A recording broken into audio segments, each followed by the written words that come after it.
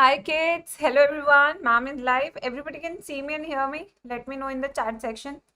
Good afternoon, kids. Good afternoon. So we are doing the third chapter of the unit number 1 of class 12. That is human reproduction. The chapter is very important. You can expect 3 to 4 questions from this chapter. एक chapter से ही आप इतने question expect कर सकते हैं, तो it is very important chapter. तो human reproduction शुरू करते हैं. लेट्स स्टार्ट बच्चों. तो आई होप सारे बच्चा पार्टी ने अभी तक चैनल को सब्सक्राइब कर दिया होगा, लाइक और शेयर भी कर दिया होगा, है ना. लाइक शेयर कर दोगे तो थोड़ी और धूम मच जाएगी यूट्यूब पे, मज़ा आ जाएगा बच्चों, है ना. बिल्कुल. फिर आते हैं नेक्स्ट बच्चों. यह हमारा अनअकैडमी नीट टॉपर्स का टेलीग्राम चैनल है, जिसका लिंक आपको डिस्क्रिप्शन बॉक्स में मिलेगा. इसमें 89,000 बच्चे हो चुके हैं, 90,000 होने वाले हैं. तो जल्दी से आप लोग का साथ मिल जाए तो जल्दी से हो जाएगा ना, थोड़ा फटाफट से हो जाएगा, है ना. बिल्कुल. फिर उसके बाद आते हैं हम नेक्स्ट पे. That is a limited time offer है जो आइकॉनिक पे आ रही है. ठीक है. यहाँ पे आप देख सकते हैं कि जो ऑफर है दैट इज 12 मंथ्स के साथ 2 मंथ्स का सब्सक्रिप्शन फ्री है, 24 के साथ 2 मंथ्स का सब्सक्रिप्शन फ्री है. तो अगर आप यहाँ पे देखें तो जो 21 वाले बच्चे उनके लिए भी एक जबरदस्त अनअकैडमी ने 2 मंथ्स का प्लस सब्सक्रिप्शन लॉन्च किया है, जिसमें आपको 9,000 रुपीज पे करने होंगे 2 मंथ्स के. ठीक है. अगर आपको 10% ऑफ चाहिए तो you can use a code and that code is GA need. तो यहाँ पे आप GA नीड कोड यूज कर सकते हैं टू अवेल योर 10% ऑफ. फिर देखिए ये सारे बैचेज है लॉन्ग टर्म प्रिपरेशन के लिए, जो बच्चे हमसे जुड़ना चाहते हैं, प्लस और आइकॉनिक के लिए. तो we have Ritu ma'am, we have Seep ma'am. देखिए कितने सारे अमेजिंग टीचर्स हैं, इंडिया के टॉप एजुकेटर्स हैं. अंतिम युद्ध बैच जो बच्चे 2 महीने के लिए ज्वाइन कर रहे हैं वो इस बैच को ज्वाइन कर सकते हैं, क्योंकि this is a batch with the top most educator of Unacademy. फिर प्रोडिजी हमारे एक स्कॉलरशिप टेस्ट है, 14 से 15 अगस्त चलेगा. इसमें आप एनरोल कर सकते हैं, लिंक भी आपको मिल जाएगा. ठीक है. यहाँ पे आप देख सकते हैं कॉलेज की फर्स्ट ईयर तक की फीस तक अनअकैडमी पे करेगा. समझ लो, काफी बढ़िया है. चलो अब आज का चैप्टर शुरू करें बच्चों, पढ़ाई शुरू करें. क्या कहते हैं बच्चों पार्टी. तो आज हम करने वाले हैं बड़ा ही इम्पोर्टेंट चैप्टर. चैप्टर का नाम है ह्यूमन रिप्रोडक्शन. ठीक है. आइए इसको फिर पढ़ लेते हैं. चैप्टर बहुत बार हमने पढ़ा हुआ है, बट फिर से पढ़ लेंगे बच्चों के खातिर. यस, बच्चों के खातिर, क्योंकि बच्चों को रिवीजन चाहिए इस चैप्टर का. तो यहाँ पे हमने एक ब्लैंक स्लाइड ले ली है और मैं चाहती हूँ सारे बच्चे बिल्कुल ज़बरदस्त तरीके से तैयार हो जाए अपने नोट्स बनाने के लिए. पूरी NCERT हम कवर करेंगे. ठीक है बच्चों. चलिए तो चैप्टर का नाम लिखते हैं सबसे पहले, human reproduction. Human reproduction chapter का नाम है. कल के नोट्स मैंने भेज दिए टेलीग्राम पे, ये रहा. अब ह्यूमन रिप्रोडक्शन चैप्टर की बात करें तो बच्चों यहाँ पे हो क्या रहा है. यहाँ पे बेसिकली हमें बहुत सारे इवेंट्स पढ़ने हैं मेल या फीमेल की बॉडी के अंदर. तो ह्यूमन रिप्रोडक्शन में पहला टॉपिक जो आज हम शुरू करने वाले हैं, the first topic is male reproductive system. किससे हम शुरू करेंगे आज, मेल रिप्रोडक्टिव सिस्टम से शुरू करेंगे. इसका एक बढ़िया सा शानदार सा डायग्राम बनाएंगे और इसको रिवाइज करने की कोशिश करेंगे. सिंस मैं मानती हूँ कि इस चैप्टर में आपको बहुत कुछ आता है, तो आज मैं क्वेश्चंस पूछूंगी, आप आंसर देंगे. तो चलेगा ऐसा.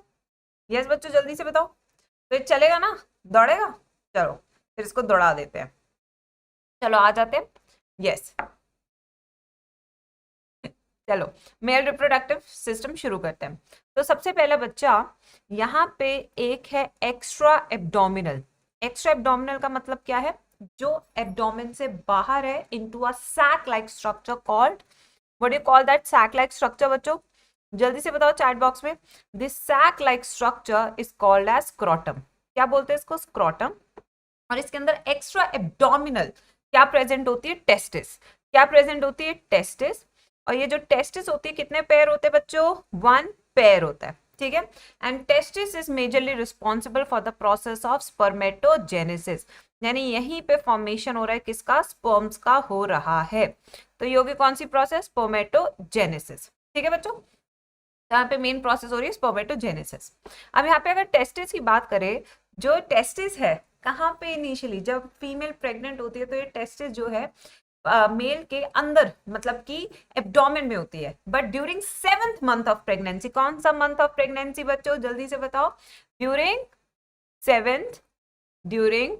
7th month of pregnancy.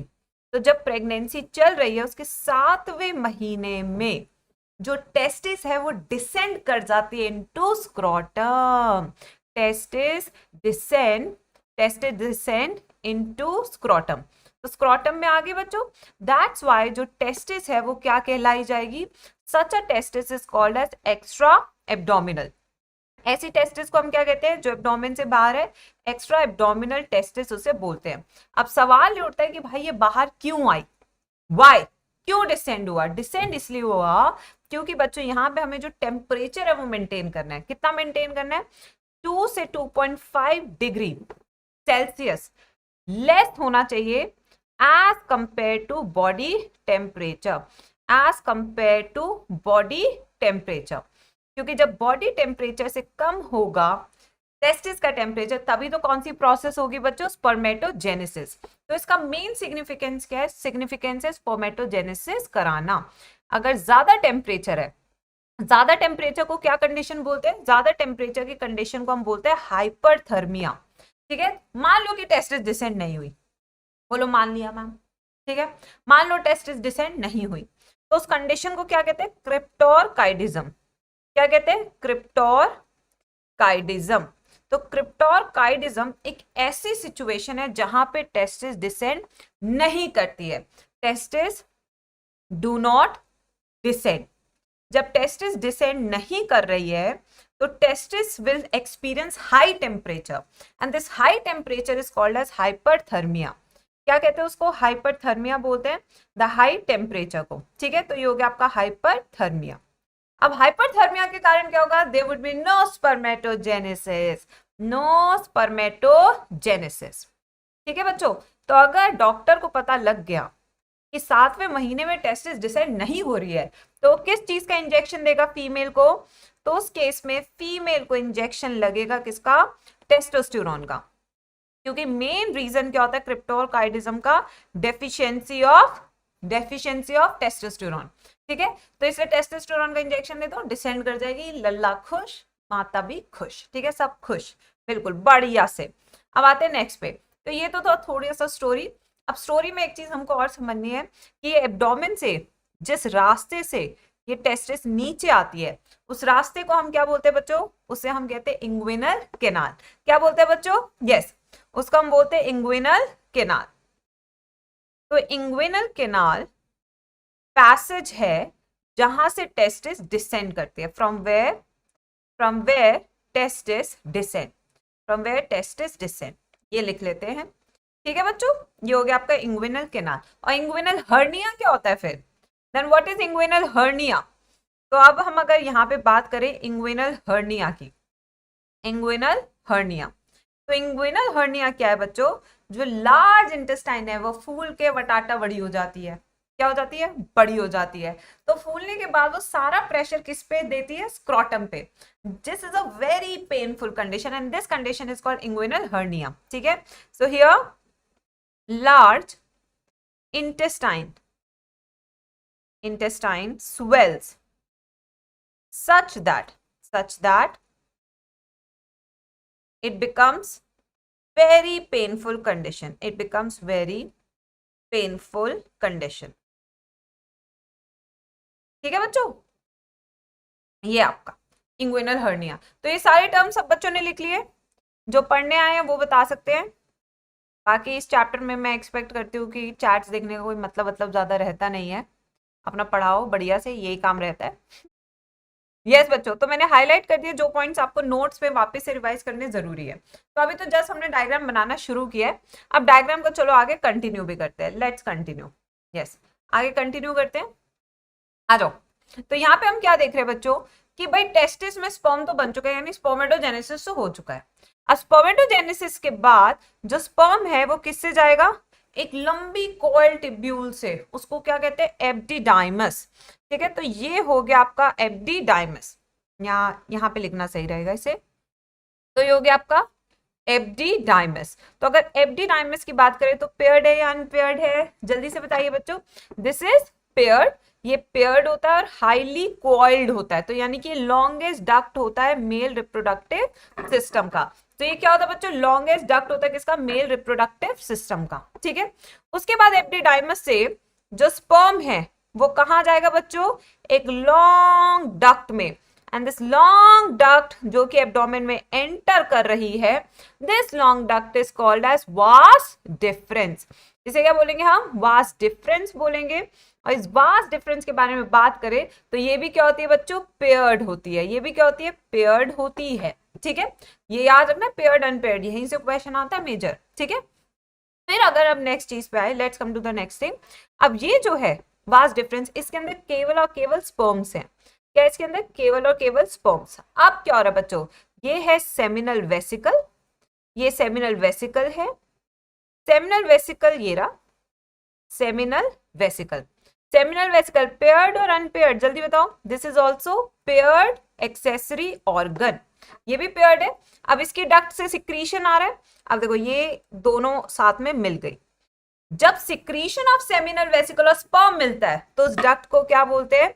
उस डक्ट को हम बोलते हैं इजैकुलेटरी डक्ट। क्या बोलते हैं उस डक्ट को? We call that duct as ejaculatory duct. और ये भी पेयर्ड होती है। ये भी क्या होती है बच्चों? This is also paired. ठीक है, अब यहाँ पे इजैकुलेटरी डक्ट के यहाँ पे बनाते हैं। ये रही इजैकुलेटरी डक्ट हमारी, वाइट से बनाएंगे पूरी, ये रही। अब यहाँ पे हम बना रहे हैं यूरिनरी ब्लैडर। ये हो गया आपका ब्लैडर। ठीक है, ब्लैडर के जस्ट नीचे जो प्रेजेंट होता है ऑर्गन, वो कौन सा होता है बेटा? कौन सा ग्लैंड प्रेजेंट होता है जो जस्ट ब्लैडर के नीचे होता है? That is your prostate gland. तो ये जो मैम येलो कलर से डार्क डार्क बना रही है, this is called prostate gland. तो ये हो गया आपका प्रोस्टेट ग्लैंड। ये पेयर्ड और अनपेयर्ड, ये होता है अनपेयर्ड। ये सिंगल है मेरे बच्चों, क्या होता है? ये सिंगल है, यानी कि अनपेयर्ड है। ठीक है, उसके बाद अब देखो ये सारी डक्ट आपस में मिल गई। अब देख रहे हो ये डक्ट मैम कैसे मिला रही है? This part is called urethra, this is called glandular urethra. कौन सा हिस्सा है ये? दिस इज हिस्सा called glandular urethra, glandular urethra. अब ग्लैंडुलर यूरेथ्रा के बाद यहां पे प्रेजेंट है दूसरा gland which is called as bulbo urethral gland और काउपर्स ग्लैंड। तो ये वाला ग्लैंड कौन सा बच्चों? This gland is bulbo urethral, इसे हम बल्बो यूरेथ्रल ग्लैंड बोल सकते हैं, या फिर हम इसे कॉपर्स ग्लैंड बोल सकते हैं। पेयर्ड और अनपेयर्ड, मेन क्वेश्चन तो यही आता है स्टेटमेंट में। This is your paired organ, paired gland है ये। ठीक है, अब यहां से जो गुजर रही है, this is called membranes urethra. इस हिस्से से जो यूरेथ्रा गुजर रही है उसका नाम क्या है बच्चों? This is called membranes, this is called membranes urethra. इसे मेम्ब्रेनस यूरेथ्रा बोलेंगे। उसके बाद फाइनली एक लंबी सी डक्ट जा रही है जो बाहर की तरफ बॉडी से निकलने वाली है। ये देख रहे हो इस तरीके से। This is called phenyl urethra. ये वाला जो लास्ट हिस्सा है, this is called phenyl urethra.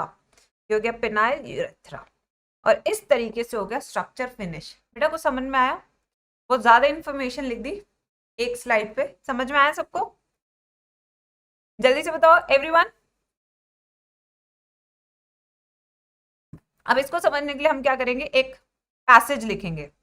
Passage बहुत जरूरी है, ठीक है? यस, चलिए पैसेज लिखते हैं बच्चों। Route of sperm, route of sperm.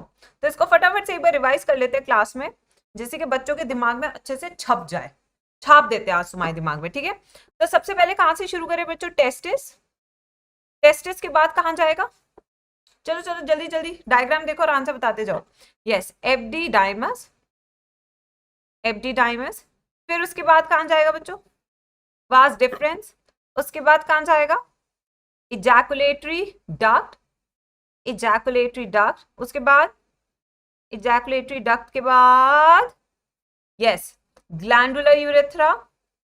फिर उसके बाद मेम्ब्रेनस यूरेथ्रा। उसके बाद यस उसके बाद पिनाइल यूरेथ्रा। फिर कहां जाएगा लास्ट में? Phenyl urethra. ये हो गया पिनाइल यूरेथ्रा, ठीक है? अब इसमें से कौन सा पेयर्ड है, कौन सा अनपेयर्ड है? जल्दी से बताओ। Testis paired, epididymis paired, vas deferens paired, ejaculatory duct paired, unpaired, unpaired and unpaired. और इनमें से किसके पास प्रेजेंट होता है बेटा? Erectile tissue. अगर हम देखें पिनाइल यूरेथ्रा का, तो पिनाइल यूरेथ्रा के पास होता है इरेक्टाइल टिश्यू। क्या होता है इसके पास? Erectile tissue. चलो ये वाला पार्ट तो सबको समझ में आ गया। अब हम थोड़ा डिटेल में चलेंगे और डिटेल में चलेंगे। लिख लिया बच्चों? साक्षी वेरी गुड, गुड अटेम्प्ट। आज 4 बजे आपका PYQ सेशन भी है, उसमें भी आए, उसकी भी शोभा बढ़ाए, मजा आ जाएगा। नेक्स्ट पे आते हैं बच्चों, चलो नेक्स्ट स्लाइड पे आ रहे हैं अब हम। इस चैप्टर में तो बहुत बढ़िया बढ़िया नोट्स बनेंगे तुम्हारे, आराम से बैठो, आज पूरे चैप्टर वाइज करेंगे, ठीक है। तो अब ये तो था ओवरऑल स्ट्रक्चर। क्या था? Overall structure. अब हम जरा टेस्टिस के पास चलते हैं, एक एक ऑर्गन के पास चलते हैं, उसको डिटेल में करने की कोशिश करते हैं, ठीक है। तो सबसे पहले अगर हम देखें यहाँ पे, आ जाओ फर्स्ट। तो फर्स्ट हमारे पास क्या है, ये थोड़ा ऊपर लिखा गया है, इसको थोड़ा नीचे लिखा देते हैं, हाँ आप दिखेगा बच्चों को बढ़िया से। तो फर्स्ट की बात करते हैं टेस्टिस। अब यहाँ पे पहले डायग्राम बनाओ और फिर उसके बारे में बताओ। चलिए बच्चों, ये सबसे पहले हम आउटर मोस्ट लेयर बना रहे हैं। क्या बना रहे हैं? टेस्टिस की outermost layer. And this outermost layer of testis is called as dash. जल्दी बताओ आंसर चैट बॉक्स में। जब तक मैम नकाशी भरा सुंदर सा डायग्राम बना रही है तब तक आंसर आ जाना चाहिए। यस, क्या है सबसे बाहर वाली? टूनिका। मैं क्यों बताऊं, बाकी तुम बताओगे। फिर उसके अंदर सेकंड लेयर, ये मैम ने बनाई सेकंड लेयर, ये देखिए,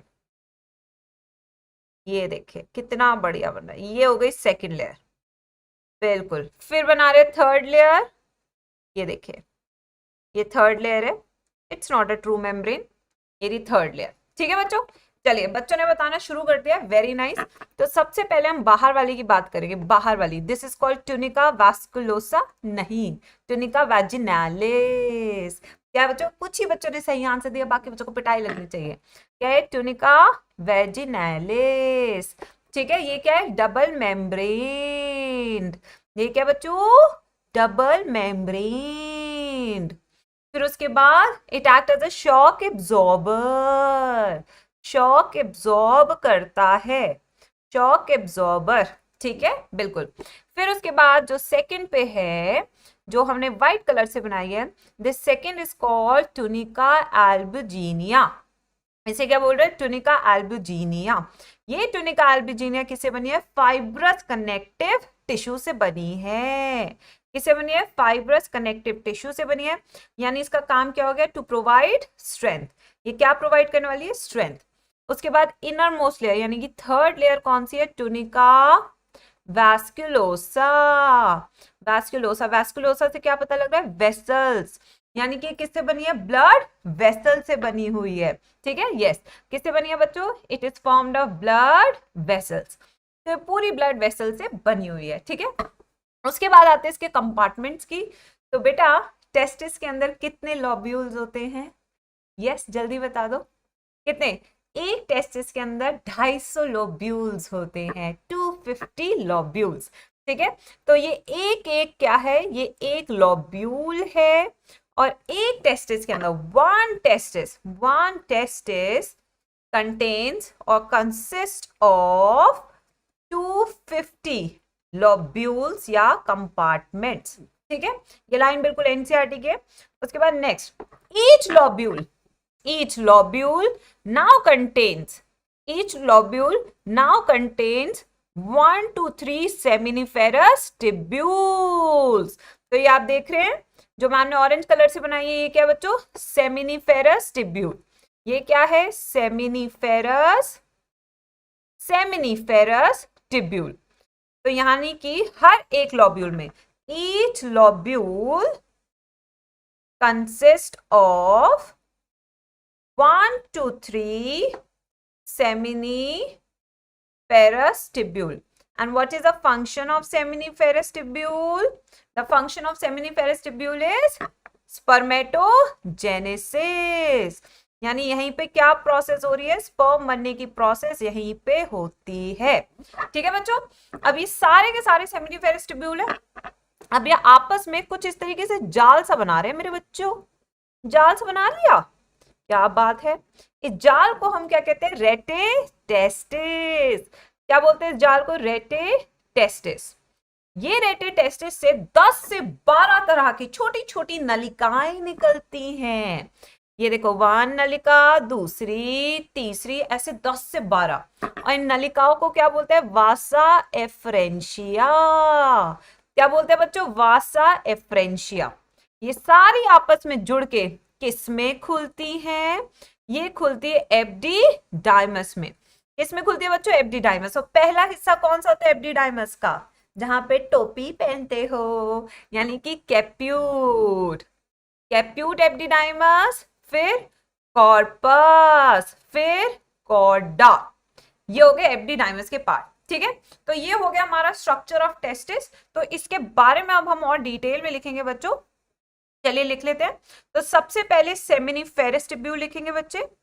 सेमिनिफेरस टिब्यूल। सेमिनिफेरस टिब्यूल वो हिस्सा है टेस्टिस का जहां पे केवल स्पर्म बनता है। ट्रू और फॉल्स? सवाल पूछ लिया मैम, अटेंटिव रहे ना क्लास में, बिल्कुल। जल्दी बताओ बच्चों।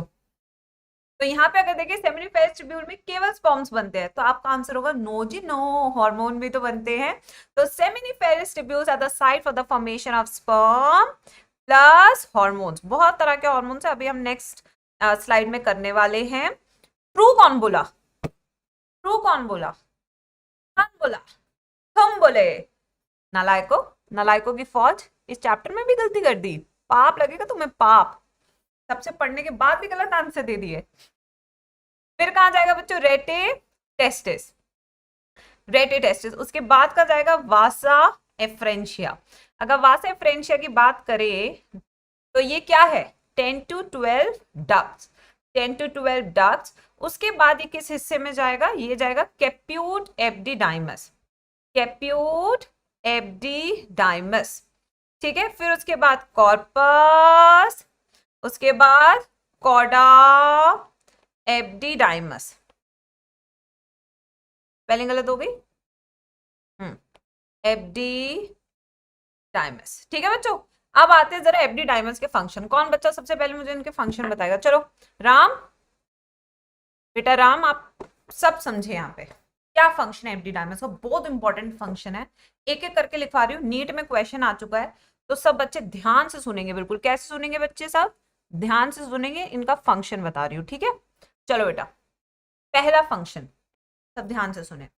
यहां पे क्रिया होती है जिसे कहते हैं डीकैपेसिटेशन। क्रिया का नाम क्या है बच्चों? डीकैपेसिटेशन। डीकैपेसिटेशन। तो सवाल ये उठता है कैपेसिटेशन का होता है? नीट का प्रीवियस ईयर क्वेश्चन। मान लो नीट वालों ने कैपेसिटेशन पूछ लिया उस साल, इस साल क्या पता डीकैपेसिटेशन पूछ ले, तो आपका आंसर क्या होगा? एपिडाइमस, यानी कि मेल रिप्रोडक्टिव सिस्टम। अब सवाल ये उठता है कि डीकैपेसिटेशन में हो क्या रहा है? स्पर्म के हेड के ऊपर खूब सारा कोलेस्ट्रॉल डिपॉजिट होता है। ठीक है, तो पहली चीज क्या है? Deposition of cholesterol over head of sperm. Head of sperm. ठीक है बच्चों, प्लस यहां पे क्या हो रहा है? नेक्स्ट चीज यहां पे क्या हो रही है? नेक्स्ट चीज यहां पे हो रही है maturation and storage of sperm for up to 2 weeks. तो यहाँ पे स्पर्म मेच्योर हो रहा है। ठीक है, गबरू जवान बन रहा है, बिल्कुल ठीक है, मेच्योर हो रहा है। एंड स्टोरेज कितने दिनों के लिए होता है? Storage up to 2 weeks. सिर्फ 2 वीक्स तक स्टोरेज करता है, जबकि वास्ट डिफरेंस 3 महीने तक स्टोरेज करता है। तो अगर स्टोरेज का सवाल पूछेगा तो आंसर क्या दोगे? वास्ट डिफरेंस, क्योंकि वो लंबा स्टोर करता है। ठीक है बच्चों, बिल्कुल। फिर उसके बाद तीसरा फंक्शन क्या है? Yes, it gains it motility. Gains motility. और मोटिलिटी कौन सी है? नागिन जैसी, ऐसे। इसको क्या कहते हैं? Whiplash movement. क्या कहते हैं बच्चों इसको? Whiplash movement. क्या बोलते हैं? Whiplash movement. ठीक है, तो इस सारे का फंक्शन आपके एपिडाइमस के। ठीक है बच्चों, इसके बाद स्पर्म कहां जाता है? इसके बाद जो स्पर्म है वो जाता है वास डिफरेंस। अब वास डिफरेंस की भी बात देख लेते हैं बेटा, इंपॉर्टेंट है बिल्कुल बढ़िया से। चलो डब्बा बना लेते हैं और इसके पॉइंट्स पे लिख लेते हैं। चलिए आइए, तो पहला पॉइंट क्या है वास डिफरेंस का? यहाँ पे स्टोरेज ऑफ स्पर्म मैम ने कितना बताया? Up to 3 months. Storage up to 3 months. ठीक है भाई, उसके बाद सेकंड, वास डिफरेंस को अगर कट करके इस तरीके से टाई कर दिया जाए तो उस प्रोसीजर को क्या कहते हैं, वसेक्टोमी। ठीक है, तो यही वो डक्ट है जो वसेक्टोमी में काटी जाती है और धागे से बांधी जाती है। तो इसी पे हम क्या करते हैं, वसेक्टोमी। वसेक्टोमी एक तरह का टर्मिनल मेथड है। इसके बाद जय माता दी, यस, इसके बाद क्या बच्चों, जय माता दी। फिर उसके बाद इसे नसबंदी कहते हैं, हिंदी में क्या कहते हैं, नसबंदी। ठीक है बच्चों, बिल्कुल। तो यहाँ पे हमारे वास्ट डिफरेंस की दो चीजें, एक तो स्टोरेज कर अप टू 3 मंथ्स तक, दूसरी चीज क्या है कि यहीं पे वसेक्टोमी होती है। ठीक है बच्चों, उसके बाद अब हम नेक्स्ट पे चलेंगे। ये तो था हमारा पूरा स्ट्रक्चर। अब हम थोड़ा और डिटेल में चलते हैं, यानी कि हमें और ज्यादा टेस्टिस को समझने की जरूरत है अकॉर्डिंग टू एनसीईआरटी। अब मैं डायग्राम बनाऊंगी और बच्चे पे जानेंगे क्या है डायग्राम। ठीक है बच्चों, डायग्राम ना वहां उस साइड बनाए करेंगे, यहाँ पे बच्चों को ज्यादा क्लियर होता है, ऐसा मैंने ऑब्जर्व किया है। यस, तो ये है एक डायग्राम सर्कल, और इस डायग्राम का नाम है TS of testis. TS of testis का मतलब क्या, ट्रांसवर्स सेक्शन ऑफ टेस्टिस। मान लीजिए अगर टेस्टिस है तो ऐसे काट देंगे, ठीक है, तो हमें ये मिल जाएगा। इसके अंदर मैम और दो ठो गोला बना रही है, एक गोला, दो गोला और तीन गोला। तो ये तीन गोले क्या है अंदर, ये एक लॉब्यूल है। This is one complete lobule, this is one lobule. और हर लॉब्यूल में क्या होती है, ये सेमिनीफेरस टिब्यूल। तो ये होगी सेमिनीफेरस टिब्यूल्स, सेमिनीफेरस टिब्यूल हो गए बच्चों, सेमिनीफेरस टिब्यूल। अब जो ये स्पेस है, जो आपको बीचों बीच स्पेस जो दिख रहा है, यहाँ पे कुछ सेल्स प्रेजेंट है which are outside the seminiferous tubule. These cells are called as Leydig cell. इन्हें हम लेडिक सेल बोल सकते हैं।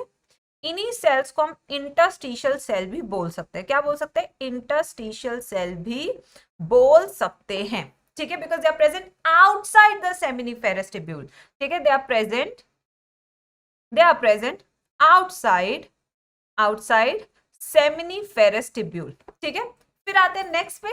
नेक्स्ट हम जरा अब इसको भरना शुरू करेंगे। कॉर्नर की तरफ क्या होगा, कॉर्नर की तरफ मैच्योर है इमेच्योर सेल। ये देखिए, तो ये जो मैम बना रही है इसे कहेंगे स्पर्मेटोगोनिया। क्या बोलेंगे इसको बेटा, इसको बोलेंगे स्पर्मेटोगोनिया।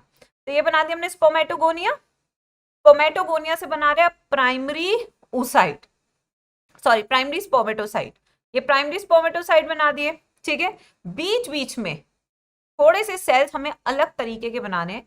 इन सेल्स को हम बोलते हैं सर्टोली सेल। दिख रहे हैं सबको, ये जो मैम बिल्कुल एक तिकोने सेल्स बना रही है, डायग्राम सबको विजिबल है, ये देखिए, यस। तो ये तिकोने सेल्स के आपके सर्टोली सेल, और बीचों बीच ये रहे आपके बेटा स्पर्म।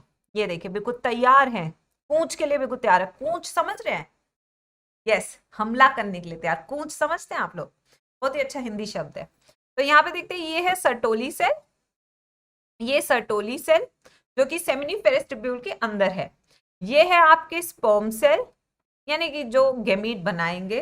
ठीक है, और ये है आपका सेमिनीफेरस टिब्यूल। तो इस तरीके से टीएस एनसीईआरटी ने बनाया। अब हमें इसे डिटेल में पढ़ना है, तो चलिए आइए इसको समझते हैं, क्या क्या चीजें विशेष है जो हमें पढ़नी है नीट के लिए। चलिए बच्चों आइए, तो फर्स्ट इस वाले पेज पे हम सबसे पहले पढ़ेंगे Leydig cell.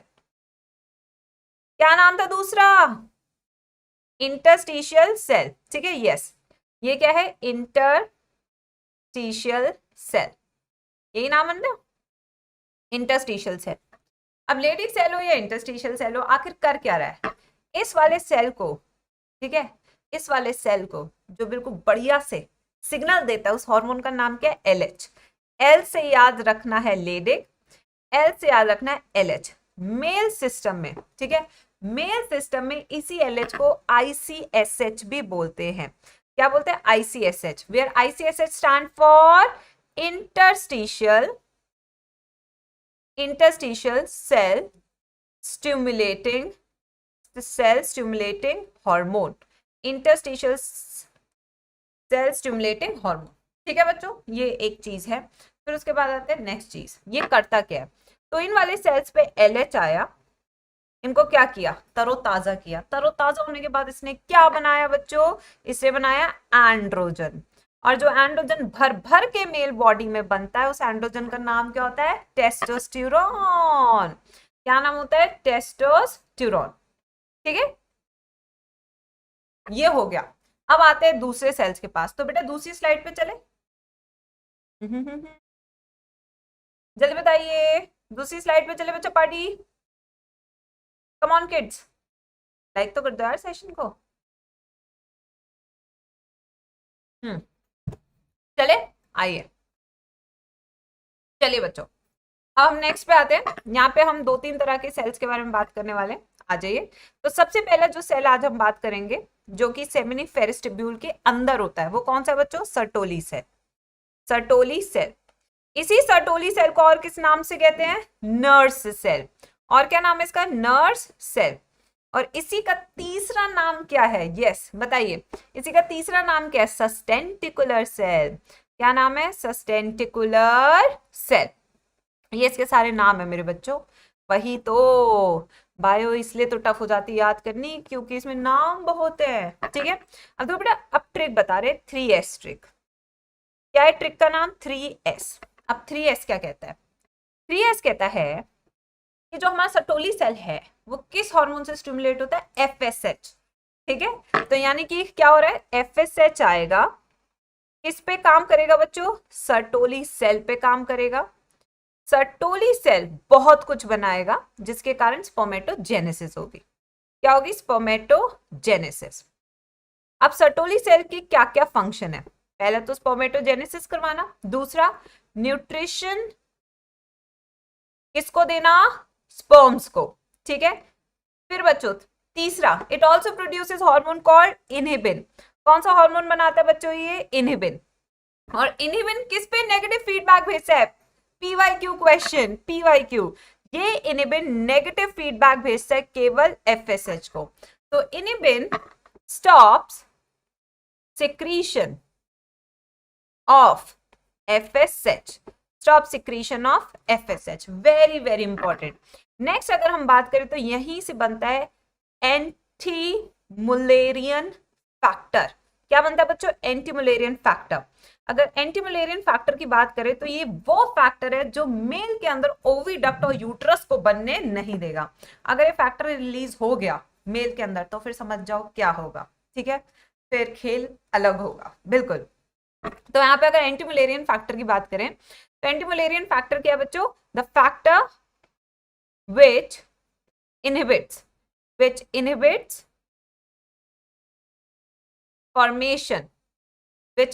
formation of oviduct and uterus। Oviduct and uterus. ठीक है बच्चों, फिर आते हैं नेक्स्ट चीज पे जो इससे रिलीज होता है, दैट इज ABP, एंड्रोजन। ये चैनल का नाम नहीं है। Androgen binding protein. क्या रिलीज होता है? एंड्रोजन बाइंडिंग प्रोटीन रिलीज होता है। ठीक है बच्चों, यानी ABP। और इसका फंक्शन क्या होता है? इसका फंक्शन होता है कॉन्सेंट्रेट करना। ठीक है, यस, इसका फंक्शन क्या होता है? To concentrate testosterone inside the seminiferous tubule. ठीक है, क्या फंक्शन है बच्चों? यस, क्या फंक्शन है इसका? To concentrate testosterone inside seminiferous tubule. तो ये टेस्टोस्टेरोन बन कहाँ रहा था? बाहर बन रहा था। इसको अंदर लाने का काम किसका होगा? इसका अंदर लाने का काम हुआ ABP का। ठीक है बच्चों, यहां तक सबको समझ में आया कि नहीं आया? जल्दी बताओ। Come on my kids. Ma'am after reproduction unit कल कौन सा है? कैलेंडर देख लो। तुम लोग को जवाब देते रहेंगे हम बस। बेटा प्लीज बी हैप्पी, चला जा, मैं खुद कह रही हूँ, प्लीज चला जा, जा जा कबूतर जा। यस, जा जा जा कबूतर जा। डेली आके यहाँ पे माथा टेक के क्या करता है तू? इसे बढ़िया पढ़ ले। नीट तो तेरा वैसे भी निकलना, जिस जो हालात चल रहे हैं तेरे आजकल पढ़ाई के, सच में इस तरीके से नीट थोड़ी निकलेगा। नीट निकलेगा बेटा शिद्दत से, मेहनत करने से। जा जाके इतनी मेहनत कर कि सब हैप्पी हो जाए, बी हैप्पी को देख के जा। मैं कह रही हूँ, मेरा आशीर्वाद तेरे साथ है, पूरी कायनात तेरे साथ है। जा आराम से जा। ठीक है, और अब सीधा रिजल्ट लेकर आई हो। उस दिन देख मैम तेरे को यूट्यूब पे कितनी बधाइयां देगी। बिल्कुल, मैम तेरे को 1 किलो पूरे गुलाब जामुन भी देगी और मैम खर्चा उठाएगी 1 किलो गुलाब जामुन का। ठीक है, यस बिल्कुल। चलो अब नेक्स्ट पे चलते हैं बच्चों। अब नेक्स्ट चीज क्या प्रेजेंट होती है बेटा, स्पर्म सेल्स प्रेजेंट होते हैं, तो उसको तो हम समझेंगे अपने नेक्स्ट प्रोसेस में, स्पर्मेटोजेनेसिस। तो यहाँ तक आई थिंक पूरा स्ट्रक्चर समझ में आ जाना चाहिए बच्चों को कि क्या क्या चीजें हो रही है, सर्टोली सेल क्या करता है, लेडिक सेल क्या करता है, क्योंकि यहाँ से क्वेश्चन आता है, एक क्वेश्चन इस वाले पार्ट से आएगा बच्चों, ठीक है, यस बिल्कुल बिल्कुल। चलिए आ जाओ बेटा, जा बेटा जी ले अपनी जिंदगी, और तू नीट क्लियर करके आई हो, ठीक है, बिल्कुल बढ़िया से, बिल्कुल आशीर्वाद मैम का तेरे पास। चलो अब नेक्स्ट पे आते हैं बच्चों। नेक्स्ट हमारे क्या है, स्पर्मेटोजेनेसिस। एक बार जगह देख लो इसमें आ जाएगा या नहीं आ जाएगा, लग तो रहा है आ जाना चाहिए, कोई नहीं, बढ़िया से बच्चों को पढ़ाना है तो थोड़ा सा स्पेस प्रॉब्लम मैनेज करते हैं। स्पर्मेटोजेनेसिस, इस प्रोसेस को सब अच्छे से पढ़ेंगे क्योंकि इसके बाद मैम न्यूमेरिकल्स कराएगी इस वाले टॉपिक पे, ठीक है बच्चों। इस पे हम थोड़े से क्वेश्चन प्रैक्टिस भी करेंगे आज की क्लास में, जिससे कि बच्चों के फंडे बहुत अच्छे से क्लियर हो जाए। यस चलो देखते हैं स्पर्मेटोजेनेसिस। स्पर्मेटोजेनेसिस की बात करें तो सबसे पहले सेल से जो हम शुरू कर रहे हैं वो है आपका एक डिप्लॉयड सेल, और इस डिप्लॉयड सेल को हम क्या कहते हैं, स्पर्मेटोगोनिया।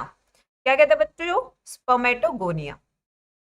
अब स्पर्मेटोगोनिया, ठीक है, प्यूबर्टी आ जाने के बाद डिवाइड करना शुरू कर देता है, ठीक है, यानी कि यहाँ पे हुई माइटोसिस। माइटोसिस होती है तो दो सेल मिलते हैं, एक होता है 2n, दूसरा भी होता है 2n, ठीक है। एक को बोलेंगे हम स्पर्मेटोगोनिया ए, तो दूसरे को बोलेंगे बी। ए वाला आपने रिजर्व कर दिया, यानी कि इसे आपने पैसे जोड़ लिए, काफी स्मार्ट खेल रहा है हाँ टेस्टिस में भी, बिल्कुल। और जो बी वाला है, enters the process, it enters the process of sperm formation, process में एंटर कर गया। अब जैसे प्रोसेस में एंटर किया तो इसको हमने ग्रो करा दिया, हमने कहा चलो अब आ ही गया है तो जरा थोड़ा तगड़ा कर दे हलाल करने से पहले, ठीक है बच्चों। तो यहाँ पे हमने इसका साइज थोड़ा सा बड़ा कर दिया, और इसे हमने क्या बोल दिया, प्राइमरी स्पर्मेटोसाइट। क्या बोल दिया इसे, प्राइमरी स्पर्मेटोसाइट। अगर ह्यूमन की बात करें तो ह्यूमन में यहाँ पे होंगे 44 प्लस XY। XY क्यों है, क्योंकि मेल की बात हो रही है ना, इतना तो शायद अंडरस्टूड होगा, मेल की बात हो रही है। अब प्राइमरी स्पर्मेटोसाइट में हम कर रहे हैं मियोसिस 1। क्या कर रहे हैं, मियोसिस 1, यानी कि रिडक्शनल डिवीजन करेंगे तो यहाँ पे कितने सेल बनेंगे, यहाँ पे 2 सेल बनेंगे, एक बनेगा N तो दूसरा भी बनेगा N, ठीक है। और इन 2 सेल्स को हम क्या बोलेंगे, सेकेंडरी स्पर्मेटोसाइट। क्या बोलेंगे, सेकेंडरी स्पर्मेटोसाइट, ठीक है। अब सेकेंडरी स्पर्मेटोसाइट बन गए, अब करेंगे मियोसिस 2, यानी कि कितने सेल बन रहे हैं, अब यहां पे 4 सेल बन रहे हैं, 1 2 3 एंड 4, और इन चारों सेल्स को हम बोलेंगे स्पर्मेटेड। क्या बोलेंगे, स्पर्मेटेड। क्या ये दिख रहे हैं स्पर्म की तरह, आप कहेंगे नहीं मैम ये स्पर्म की तरह तो दिख नहीं रहे, यानी कि हमें एक दूसरी प्रोसेस करनी पड़ेगी। वो दूसरी प्रोसेस का नाम क्या है, वो दूसरी प्रोसेस का नाम है क्या, स्पर्मियोजेनेसिस। यानी यहाँ पे हमें एक और प्रोसेस करनी होगी जिसका नाम क्या है, स्पर्मियोजेनेसिस। तो जैसे हम स्पर्मियोजेनेसिस करते हैं तो हम देखते हैं कि ये कुछ इस तरीके से बन जाते हैं, ठीक है, ये कुछ इस तरीके से बन रहे हैं। तो अब देखते हैं बच्चों कैसे कैसे होगा। तो ये हो गया 22 प्लस एक्स वाला, ये हो गया 22 प्लस वाई वाला, ये हो गया 22 प्लस एक्स, 22 प्लस एक्स, ये हो गया 22 प्लस वाई, ये हो गया 22 प्लस वाई, यानी 50% स्पर्म एक्स टाइप होते हैं तो 50% स्पर्म वाई टाइप भी होते हैं। क्या होते हैं, वाई टाइप भी होते हैं, ठीक है बच्चों। तो ये आपका पूरा प्रोसेस। अब यहाँ पे हम कुछ चीजें समझते हैं कि क्या होता है स्पर्मियोजेनेसिस, क्या होता है स्पर्मेटोजेनेसिस, और क्या होता है स्पर्मिएशन। तो 3 वर्ड्स मैम यहाँ पे लिख रहे हैं, तीनों जरूरी हैं, जिन बच्चों को कंफ्यूजन रहती है। स्पर्मेटोजेनेसिस, बेटा अगर स्पर्मेटोजेनेसिस की बात करें, formation of sperm is called as spermatogenesis, ठीक है, यस बिल्कुल, इसे क्या कहते हैं, formation of sperm, formation of sperm, ठीक है, इज कॉल्ड स्पर्मेटोजेनेसिस। फिर उसके बाद आते हैं सेकंड पे, स्पर्मियोजेनेसिस। क्या कहते हैं उसको, स्पर्मियोजेनेसिस। स्पर्मियोजेनेसिस क्या होता है बच्चों, spermiogenesis the conversion of spermatid into spermatozoa, ठीक है, इनटू स्पर्मेटोजोआ। तो यहाँ पे कन्वर्जन हम कर रहे हैं, conversion of spermatid into spermatozoa into spermatozoa is called as spermiogenesis. अब क्या क्या चेंजेस आए हैं, चलिए बच्चों इसको समझ लेते हैं, चेंजेस देखते हैं कि इन दोनों में क्या है। इसके पास ज्यादा साइटोप्लाज्म दिख रहा है, बोलो यस मैम दिख रहा है, ठीक है, मोर साइटोप्लाज्म, इसके पास साइटोप्लाज्म ज्यादा होता है। वहीं पे दूसरे की बात करें स्पर्मेटोजोआ, तो ये थोड़ा पतला सा हो गया, लेस साइटोप्लाज्म, ठीक है। यहाँ पे गोल्जी होता है, यहाँ पे गोल्जी होता है, जबकि यहाँ पे यही गोल्जी किस में मॉडिफाई हो जाता है बच्चों, एक्रोजोम में। यहाँ पे किस में मॉडिफाई हो रहा है, एक्रोजोम में। ये इमोटाइल है, यानी कि ये हिल डुल नहीं सकता है, जबकि इसके पास फ्लैजेला है तो इट बिकम्स मोटाइल। तो ये सारे चेंजेस जो हो रहे हैं between from spermatid into spermatozoa is called as what, spermiogenesis. अब नेक्स्ट स्टेप पे आ रहे हैं, the third step that is called as spermiation. अब जो बच्चों स्पर्मिएशन पे, ठीक है, यस स्पर्मिएशन। तो अब स्पर्मिएशन की बात करें तो क्या होता है, the release of spermatozoa from from from seminiferous tubule, ठीक है। तो यहाँ पे हम क्या कर रहे हैं, release of spermatozoa from seminiferous tubule, from seminiferous tubule। अब कुछ क्वेश्चंस कर ले बच्चों, shall we do some questions, जल्दी बताओ।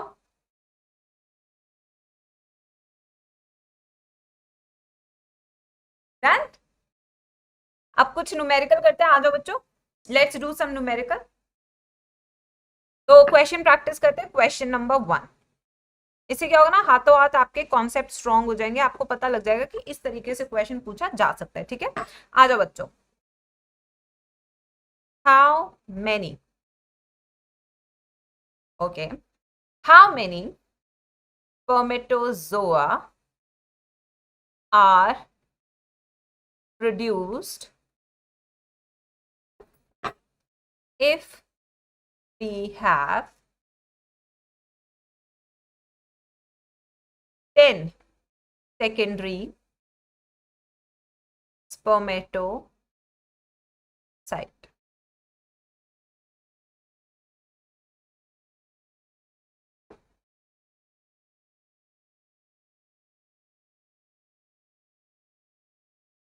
चलो आंसर बताओ बच्चों, व्हाट इज आंसर।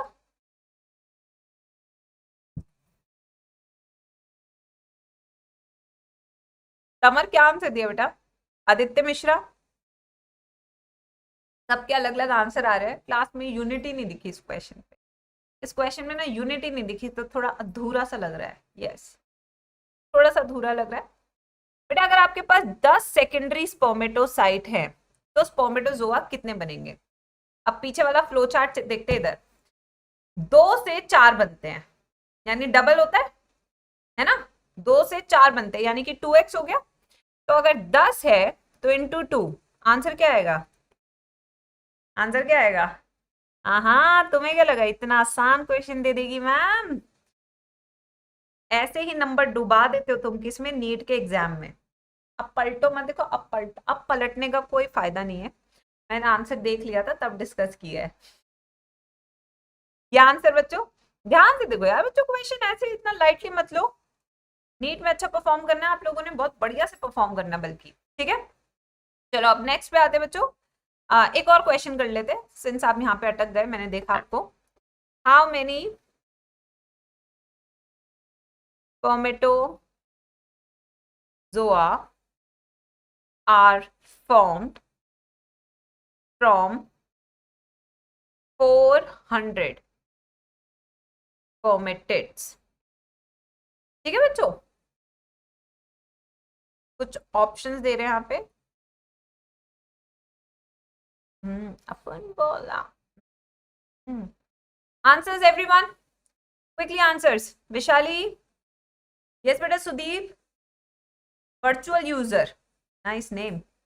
अब क्या बात है, पहले सवाल में तुम लोग को सही नहीं आता होता क्या, दूसरे में सब ठीक हो जाते हो। नीट में भी जाके कहते हो एक पेपर ना प्रैक्टिस ले लो, प्रैक्टिस मैच होता है ना, प्रैक्टिस मैच खिला लो, उसके बाद देखो धूम मचा देंगे, डॉक्टर हम ही बन के निकलेंगे। ये क्या सिस्टम है तुम लोग का। चलो अब आते हैं नेक्स्ट पे, रेगुलेशन। रेगुलेशन पे आ रहे बेटा, हार्मोनल रेगुलेशन, हार्मोनल रेगुलेशन, इस टॉपिक को भी कर लेते हैं साथ के साथ। हार्मोनल रेगुलेशन की बात करें तो मास्टर ऑफ मास्टर ग्लैंड कौन सा होता है? Master of master gland, master of master gland कौन सा होता है? हाइपोथैलेमस। कौन सा होता है बच्चों? Hypothalamus, master of master gland. यहां से जो सा हार्मोन आता है उसका नाम क्या है? जीएनआरएच। जीएनआरएच किस पे काम करता है? Anterior pituitary.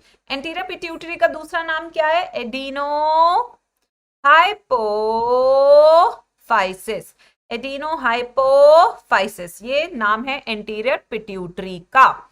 ठीक है, उसके बाद जो है यहां से दो तरह के हार्मोन आने वाले हैं। कितने हार्मोन आएंगे? दो तरह के हार्मोन आ रहे हैं।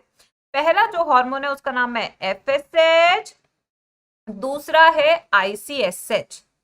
आईसीएसएच को क्या कहते हैं? Interstitial cell stimulating hormone. ठीक है बच्चों। फिर उसके बाद अगर हम देखें आईसीएसएच, तो आईसीएसएच किस सेल पे काम करेगा? Come on everyone in the chat box, रुकना नहीं है किसी को भी। आईसीएसएच किस पे काम करेगा?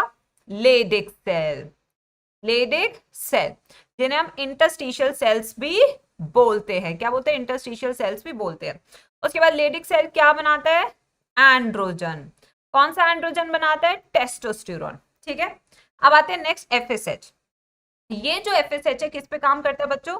ये काम करता है सर्टोली सेल पे। ये किस पे काम कर रहा है? Sertoli cell. ये बना दिया हमने सर्टोली सेल। अब सर्टोली सेल क्या कर रहा है? सर्टोली सेल सबसे पहले बना रहा है इनहिबिन। इनहिबिन, ये इनहिबिन नेगेटिव फीडबैक किसको भेजता है? ये इनहिबिन नेगेटिव फीडबैक किसको भेजता है बच्चों? ये इनहिबिन नेगेटिव फीडबैक भेजता है एफएसएच को। तो ये हो गया आपका नेगेटिव फीडबैक। ठीक है, और बच्चों सर्टोली सेल का काम है क्या कराना? स्पर्मेटोजेनेसिस। स्पर्मेटोजेनेसिस भी करा रहा है ये, और क्या करा रहा है? एबीपी भी रिलीज कर रहा है, एएमएफ भी रिलीज कर रहा है, एंटी मलेरियन फैक्टर भी रिलीज कर रहा है। ये सारे काम हो गए। ठीक है, अब बेटा होता क्या है, मेल की जिंदगी में ना हमेशा स्पर्म बनते रहते हैं। अब इतने सारे स्पर्म बनेंगे, ठीक है, एक्यूमुलेट होते रहेंगे, तो बॉडी कहेगी भाई स्लो कर लो प्रोसेस को, रोक नहीं सकते तो धीमा कर लो ना। अब धीमा करने के लिए सिग्नल तो चाहिए। अब धीमा करने के लिए सिग्नल कहां से आएगा? ये जो एंड्रोजन है जब बहुत ज्यादा बन जाता है तो ये कहता है भाई धीमा तो देखो करना पड़ेगा। तो ये नेगेटिव फीडबैक भेजता है इन सबको, देख रहे हो? तो ये नेगेटिव फीडबैक भेजेगा जीएनआरएच को भी कि भाई तू थोड़ा कम निकल, निकल बट थोड़ा कम। ठीक है, आईसीएसएच भाई तू भी थोड़ा कम निकल, क्योंकि आगे जा नहीं रहा है। ठीक है, स्टोर होता जा रहा है, तो बहुत ज्यादा स्टोर हो रहा है, तो इसलिए भाई तुम स्लो हो जाओ, स्टॉप नहीं कर सकते। तो इन जो नेगेटिव फीडबैक आप देख रहे हो जो टेस्टोस्टेरोन भेज रहा है, it is basically slowing down the process, process को धीमा कर रहा है। ठीक है, जरा धीरे से मेरी जिंदगी में आना, वो वाला। ठीक है, यस, धीरे धीरे प्रोसेस होगा, धीरे धीरे प्रोसेस होगा, बट प्रोसेस तो होगा, धीरे धीरे प्रोसेस होगा। ठीक है बच्चों, धीरे क्यों रहा है? आगे नहीं जा रहा है। ठीक है ना, अब आगे देखते हैं अब क्या करें। तो मेल का केस का, मेल की फर्टिलिटी का केस क्या है? 40-45 तक वो बहुत फर्टाइल होते हैं। ठीक है, क्योंकि स्पर्म की अगर हम बात करें, अभी हम सीमेन की बात ही करने वाले हैं, तो आप देखेंगे वो बहुत ज्यादा काउंट होता है स्पर्म का। बट ओल्ड एज में क्या होता है, वो थोड़े से इनफर्टाइल हो जाते हैं, क्योंकि नंबर ऑफ स्पर्म कम बनता है, यानी क्षमता कम हो जाती है, ऊर्जा कम हो जाती है। आप समझ रहे हैं ना? बिल्कुल, यस बिल्कुल। तो ये आपका हार्मोनल रेगुलेशन, जहां से एग्जैक्ट क्वेश्चन आते हैं, फ्लो चार्ट कर लेना। अगर ये फ्लो चार्ट आ गया तुम पूरे 4 नंबर लेकर आओगे, क्योंकि इसी तरीके से बिल्कुल आएगा। ठीक है बच्चों, यस। फिर आते हैं नेक्स्ट पे। अब हम नेक्स्ट टॉपिक करेंगे यहाँ पे, दैट इज योर सीमेन। तो सीमेन को समझने के लिए हमें सबसे पहले एक्सेसरी ग्लैंड समझने होंगे। तो let's start with the next heading, accessory glands. कौन कौन से होते हैं बच्चों, जल्दी से बताइए चैट सेक्शन में एक्सेसरी ग्लैंड्स के बारे में। यस, आ जाओ। तो अगर हम एक्सेसरी ग्लैंड्स की बात करें तो 3 तरह के होते हैं। पहला कौन सा बच्चों? Seminal vesicle. पहला कौन सा? Seminal vesicle. अगर सेमिनल वेसिकल की बात करें तो ये पेयर्ड होते हैं, सबसे बड़े होते हैं अमंग देम। ठीक है, और यहां से क्या आता है? फ्रक्टोज। और ये जो फ्रक्टोज शुगर है ना, ये शुगर क्या होती है, ऊर्जा देती है किसको, स्पर्म को, ठीक है। So it is going to provide energy to sperm, energy to sperm. यहीं से बहुत सारा अल्कलाइन फ्लूइड भी आता है, और अल्कलाइन फ्लूइड के कारण the nature of semen becomes alkaline, ठीक है। ये सब चीजें हैं। फिर उसके बाद आते हैं बच्चों next, प्रोस्टाग्लैंड, prostate gland, prostate gland. अगर प्रोस्टेट ग्लैंड की बात करें तो ये अनपेयर्ड है, यानी कि ये सिंगल है अपनी जिंदगी में। दूसरी बात करें तो यहाँ से प्रोस्टाग्लैंडिन्स आते हैं जो कॉन्ट्रैक्शन कॉज करते हैं फीमेल रिप्रोडक्टिव सिस्टम की, ठीक है, प्रोस्टाग्लैंडिन्स। फिर आते हैं नेक्स्ट थर्ड वाला, बल्बो यूरेथ्रल। एनसीईआरटी कहती है, क्या कहती है, एनसीईआरटी कहती है कि जो यूरिन का पैसेज और जो सीमेन का पैसेज है वो सेम है, यानी यूरिनोजेनाइटल डक्ट है। मान लो यूरिनेशन हुआ तो सारा जलजला हो जाएगा, उस जलजले को बुझाने के लिए आपको क्या चाहिए, सिक्रीशन चाहिए बल्बो यूरेथ्रल की। तो जैसे यूरिन वहां से निकलेगा तो बल्बो यूरेथ्रल अपना सिक्रीशन देगा और कहेगा कि पैसेज को कर दो स्मूथ, जिससे कि सीमेन आए तो उसे राजा जैसा फील होना चाहिए, ठीक है, बिल्कुल बढ़िया से राजा जैसा फील होना चाहिए उसे। तो यहाँ पे बल्बो यूरेथ्रल यानी कॉर्पस ग्लैंड की बात करें तो secretions lubricates the passage for sperm, yes बिल्कुल। और ये क्या होता है, पेयर्ड होता है, तो यहाँ पे इस चीज को लिखना भी बहुत जरूरी होता है। तो एनसीईआरटी कहती है कि जो सीमेन है उसके अंदर दो चीजें होती है, तो आइए इसके बारे में लिख लेते हैं। तो सीमेन क्या है बच्चों, semen is basically your sperm plus seminal plasma, ठीक है। ये दो चीजों से बनके बनता है सीमेन। अब सीमेन की बात करें तो जो स्पर्म है ये कहां से आ रहा है, सेमिनिफेरस टिब्यूल से। ये कहां से आ रहा है बच्चों, सेमिनिफेरस टिब्यूल से आ रहा है। वही सेमिनल प्लाज्मा की बात करें तो ये 3 ग्लैंड से आ रहा है, 3 एक्सेसरी ग्लैंड से आ रहा है, ठीक है, ये रहे। और इसके अंदर अकॉर्डिंग टू एनसीईआरटी क्या क्या प्रेजेंट होता है, फ्रक्टोज, कैल्शियम, पीवाई क्यों बता रही हूं, कैल्शियम एंड सम एंजाइम, ये बिल्कुल एग्जैक्ट लाइन है एनसीईआरटी की अगर आप पढ़ेंगे तो, ठीक है बच्चों। अब ये सब मिला के तो हो गया आपका सीमेंट का पूरा कॉन्स्टिट्यूएंट। अब इसकी क्वांटिटी और इसके फीचर्स की बात करते हैं, आ जाओ। हाँ चलो देखते हैं बच्चों। बेटा दीक्षा, क्या हो गया बेटा, दीक्षा अलग ही बातें चलती रहती है। यस, दीक्षा उसको कुछ बोल रही है, वो अपने में बोल रही है, नेक्स्ट लेवल। यस, चैट्स करो बंद, पढ़ाई पे करो फोकस। यस बिल्कुल। अब आओ बेटा यहाँ पे क्वांटिटी की बात करते हैं, let's talk about the quantity. तो अगर क्वांटिटी की बात करें तो 2 से लेके 5 ml पर इजैकुलेशन तक आ सकता है, ठीक है। स्पर्म काउंट की बात करें, स्पर्म काउंट, यस, तो स्पर्म काउंट कितना होता है हेल्दी मेल में, 200 से 300 मिलियन स्पर्म्स, 200 से 300 मिलियन स्पर्म पर इजैकुलेशन, इतना होना चाहिए फॉर नॉर्मल फर्टिलिटी। वहीं अगर हम देखें बच्चों, स्पर्म काउंट कम हो गया है तो उस कंडीशन को क्या कहते हैं बच्चों, उस कंडीशन को हम कहते हैं ओलिगोस्पर्मिया। फ्यू स्पर्म काउंट यानी कि यहाँ पे 80 मिलियन स्पर्म पर इजैकुलेशन तक हो जाएगा, ठीक है।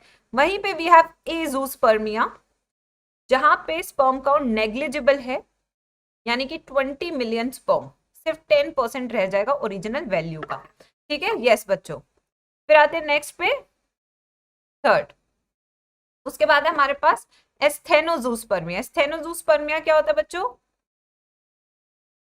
जब स्पर्म की मोटिलिटी कम हो जाती है, low sperm motility, sperm move नहीं कर पाता है, उसे हम एस्थेनोजूस्पर्मिया कहते हैं। फिर आते हैं टेराटोजूस्पर्मिया। कौन सा बच्चों, टेराटोजूस्पर्मिया। अब टेराटोजूस्पर्मिया की बात करें तो इसमें क्या है बच्चों, जो स्ट्रक्चर है स्पर्म का वो कुछ अलग सा दिखने लगता है, नॉर्मल नहीं रहता है, ठीक है, no normal structure of sperm. अब पीएच ऑफ स्पर्म की बात करते हैं, pH of semen it is 7.2 से लेके 7.7, यानी कि ये अल्कलाइन रहेगा। अल्कलाइन क्यों रहेगा? बिकॉज जो फीमेल वजाइना होता है दैट इज एसिडिक, तो एक अल्कलाइन है एक एसिडिक है, तो न्यूट्रलाइज करने के लिए से अल्कलाइन होना पड़ेगा। ठीक है बच्चों, तो ये सारे फीचर्स है सीमेन के जो क्वेश्चन पूछा जा सकता है नीट एग्जाम में। क्या सबने लिख लिया ये सब? एक बार जल्दी से मुझे चैट बॉक्स में बता दे बच्चे। प्राची, यस, डन बच्चों, डन। चलिए नेक्स्ट पे आते हैं, ये वाला स्लाइड हम ले लेते हैं। मैं सोच रही हूँ इसको लैंडस्केप मोड पे कर देते हैं, ये वाला, ये बढ़िया रहेगा। चलो ये लैंडस्केप मोड है, इसमें अच्छे से नोट्स यहाँ पे भी बन सकते हैं। तो अब हम नेक्स्ट टॉपिक पे आ रहे हैं, स्ट्रक्चर ऑफ स्पर्म। चलिए, structure of sperm, crystal clear? चलो तुम्हें क्लियर हो जाए, हिप्पोकैम्पस में बैठ जाए तुम्हारे, और क्या चाहिए बच्चों मैम को? यस, और क्या चाहिए मैम को? चलिए बच्चों डायग्राम बनाएंगे, बिल्कुल बढ़िया से बनाएंगे, ठीक है? आ जाओ देखते हैं। यहाँ पे बच्चों सबसे पहले हम स्पर्म का हेड बना रहे हैं। ये हो गई नेक, मिडल बॉडी, और ये होगी इसकी टेल। ठीक है, अब कंप्लीट कर लेते हैं स्ट्रक्चर को।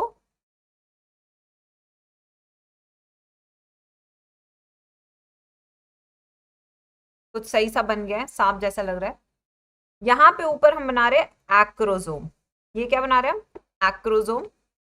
और इसके जस्ट नीचे हम बना रहे हैं न्यूक्लियस। ये हो गया इसका न्यूक्लियस, हेप्लॉइड न्यूक्लियस। ठीक है, और बच्चों यहाँ पे हम बना रहे हैं माइटोकॉन्ड्रिया। ये इसके माइटोकॉन्ड्रिया। अरेंजमेंट थोड़ा अच्छे से बनाना क्योंकि इससे क्वेश्चन आता है नीट में। इस स्पेशल अरेंजमेंट को हम नेबकर्न कहते हैं। क्या कहते हैं स्पेशल अरेंजमेंट को? नेबकर्न। ये देखिए, यस, ठीक है। अब यहाँ पे हम सेंट्रियोल बनाने वाले, 2 सेंट्रियोल बनाएंगे। यहाँ पे डिफरेंट कलर से बना लेते हैं। एक सेंट्रियोल तो ये रहा एक सेंट्रियोल, और ये रहा दूसरा सेंट्रियोल। दूसरे सेंट्रियोल से निकल रहे एक्सियल फिलामेंट, ये रहे एक्सियल फिलामेंट, ये देखिए, जो पूरी फ्लैजिला में रन करेंगे। तो ये स्ट्रक्चर ऑफ स्पर्म। आइए अब इसको लेबल करते हैं। यहाँ पे थोड़ा सा हमने वो बनाना भूल गए, दैट इज साइटोप्लाज्म। तो ये पतला पतला सा साइटोप्लाज्म बना देते हैं, जिसे मैनशेट कहते हैं। क्या कहते हैं इसको? मैनशेट, PYQ अगेन। तो स्टार्ट करें बच्चों, लेट्स स्टार्ट, आ जाओ। This is called plasma membrane. ये प्लाज्मा मेम्ब्रेन है। सबसे ऊपर जो है इसे हम एक्रोजोम कहते हैं। फिर बच्चों ये है न्यूक्लियस जो कि हेप्लॉइड है, हेप्लॉइड। ये है proximal centriole, proximal centriole. Centriole का अरेंजमेंट क्या होता है? Microtubular arrangement 9+0। ये है distal centriole.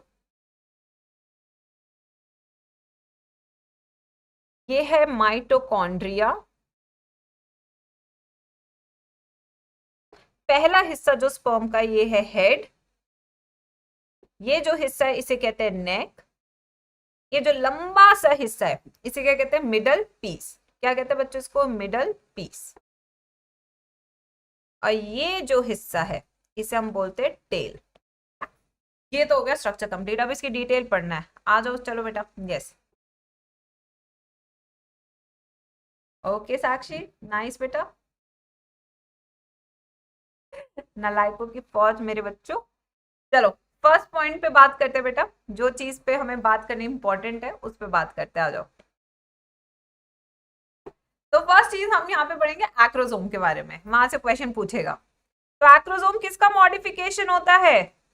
Acrosome is a modification of Golgi. ठीक है, it is a modification, it is a modification of Golgi.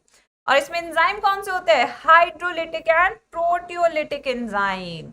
Enzymes कौन से होते हैं? प्रोटियोलिटिक एंजाइम और हाइड्रो लिटिक एंजाइम्स किसमें हेल्प कर रहे हैं? फर्टिलाइजेशन में हेल्प कर रहे हैं। ठीक है बच्चों, उसके बाद एक्रोसोम के बाद हम आएंगे सेकंड स्ट्रक्चर पे। सेकंड हम करेंगे सेंट्रियोल की बात। सेंट्रियोल, तो सेंट्रियोल में बच्चों हमारे पास दो तरह के हैं। एक सेंट्रियोल हमारा प्रॉक्सिमल, ये फर्स्ट क्लीवेज के दौरान यूज होगा। कब यूज होता है? It is use during first cleavage, used during first cleavage, it is use during first cleavage. ठीक है, वहीं पे दूसरा कौन सा हमारा? डिस्टल, और डिस्टल सेंट्रियोल किस में यूज हो रहा है? To make filament. ठीक है, to make axial, axial filament, ये फिलामेंट बनाने में यूज होगा। फिर उसके बाद नेक्स्ट स्ट्रक्चर है हमारा माइटोकॉन्ड्रिया। ठीक है, यस, नेक्स्ट कौन सा है? Mitochondria. Let's talk about mitochondria. Mitochondria में आप देख रहे हैं 25 to 30 जो आपके माइटोकॉन्ड्रिया स्पाइरली अरेंज्ड है, और उसको हम क्या कहते हैं? उसको हम कहते हैं नेबोकन। ठीक है, तो 25 to 30 mitochondria are arranged spirally, are arranged spirally.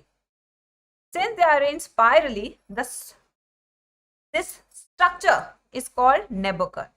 इस अरेंजमेंट को क्या कहते हैं? नेबोकन। ये इंपॉर्टेंट है बच्चों, इसको मैं हाईलाइट कर रही हूँ, यहाँ से क्वेश्चन आता है नीट में, इसे हम नेबोकन कहते हैं। ठीक है, तो ये हो गया पूरा part. Middle piece is also called as power house of the cell.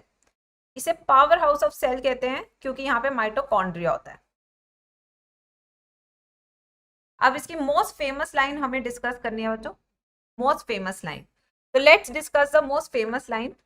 For a normal fertilisation कितने percent sperm normal shape and size के होने चाहिए? चलो जल्दी बताओ, बताओ। For normal fertilisation 60% sperms should show normal shape and size, out of which 40% should show vigorous motility, vigorous motility। अब इसमें हम एक न्यूमेरिकल करेंगे नेक्स्ट स्लाइड पे। ये इंपॉर्टेंट लाइन है, एनसीईआरटी की है, 60 and 40, vigorous motility, normal shape and size. अब इस पे फटाफट से क्वेश्चन करें नेक्स्ट स्लाइड पे। चलिए आइए बच्चों क्वेश्चन करते हैं अब इधर।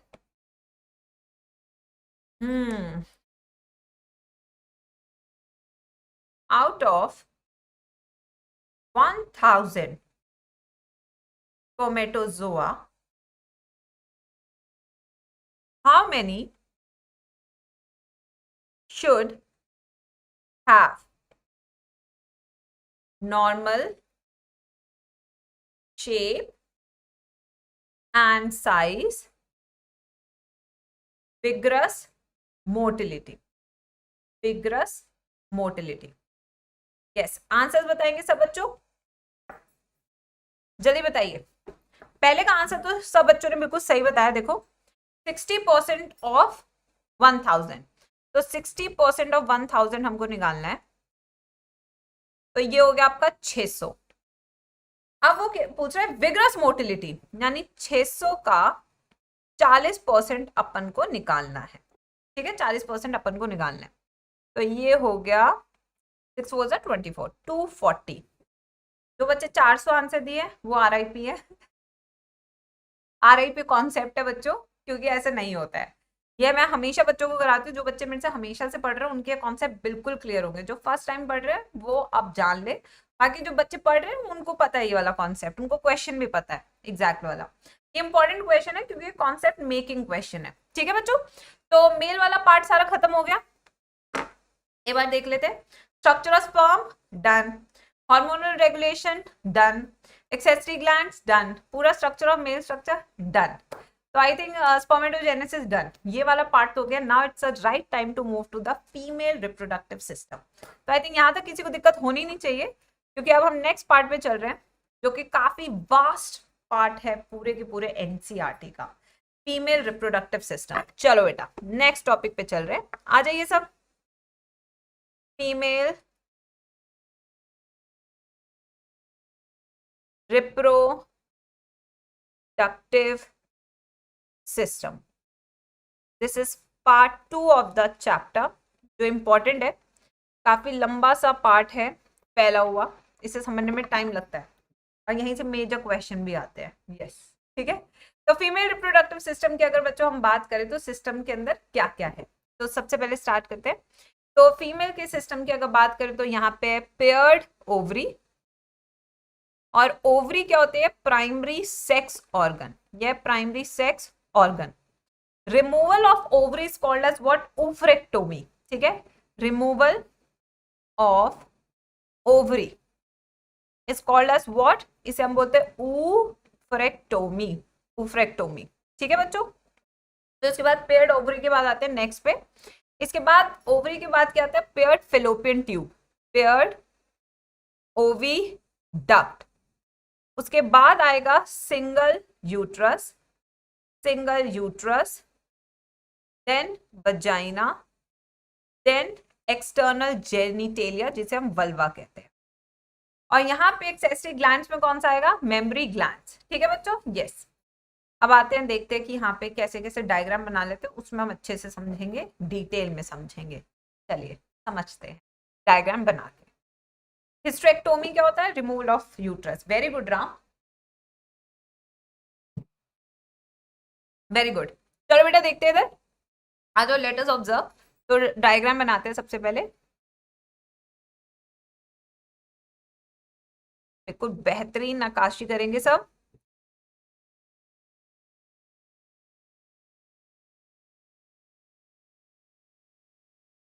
ये बन रहे फिम्ब्रे.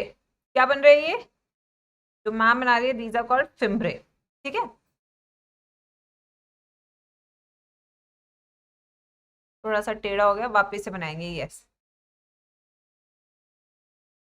थोड़ा सा टेढ़ा हो गया.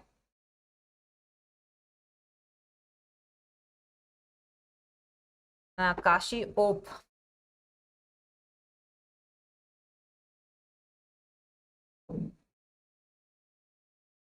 सही है, बस इतना बहुत है.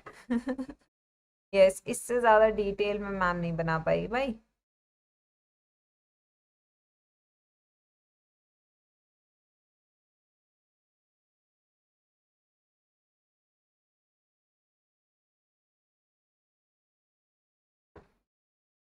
ठीक है बच्चों, इतने से मैं समझा दूंगी. देखो मैं समझा दूंगी इतने से.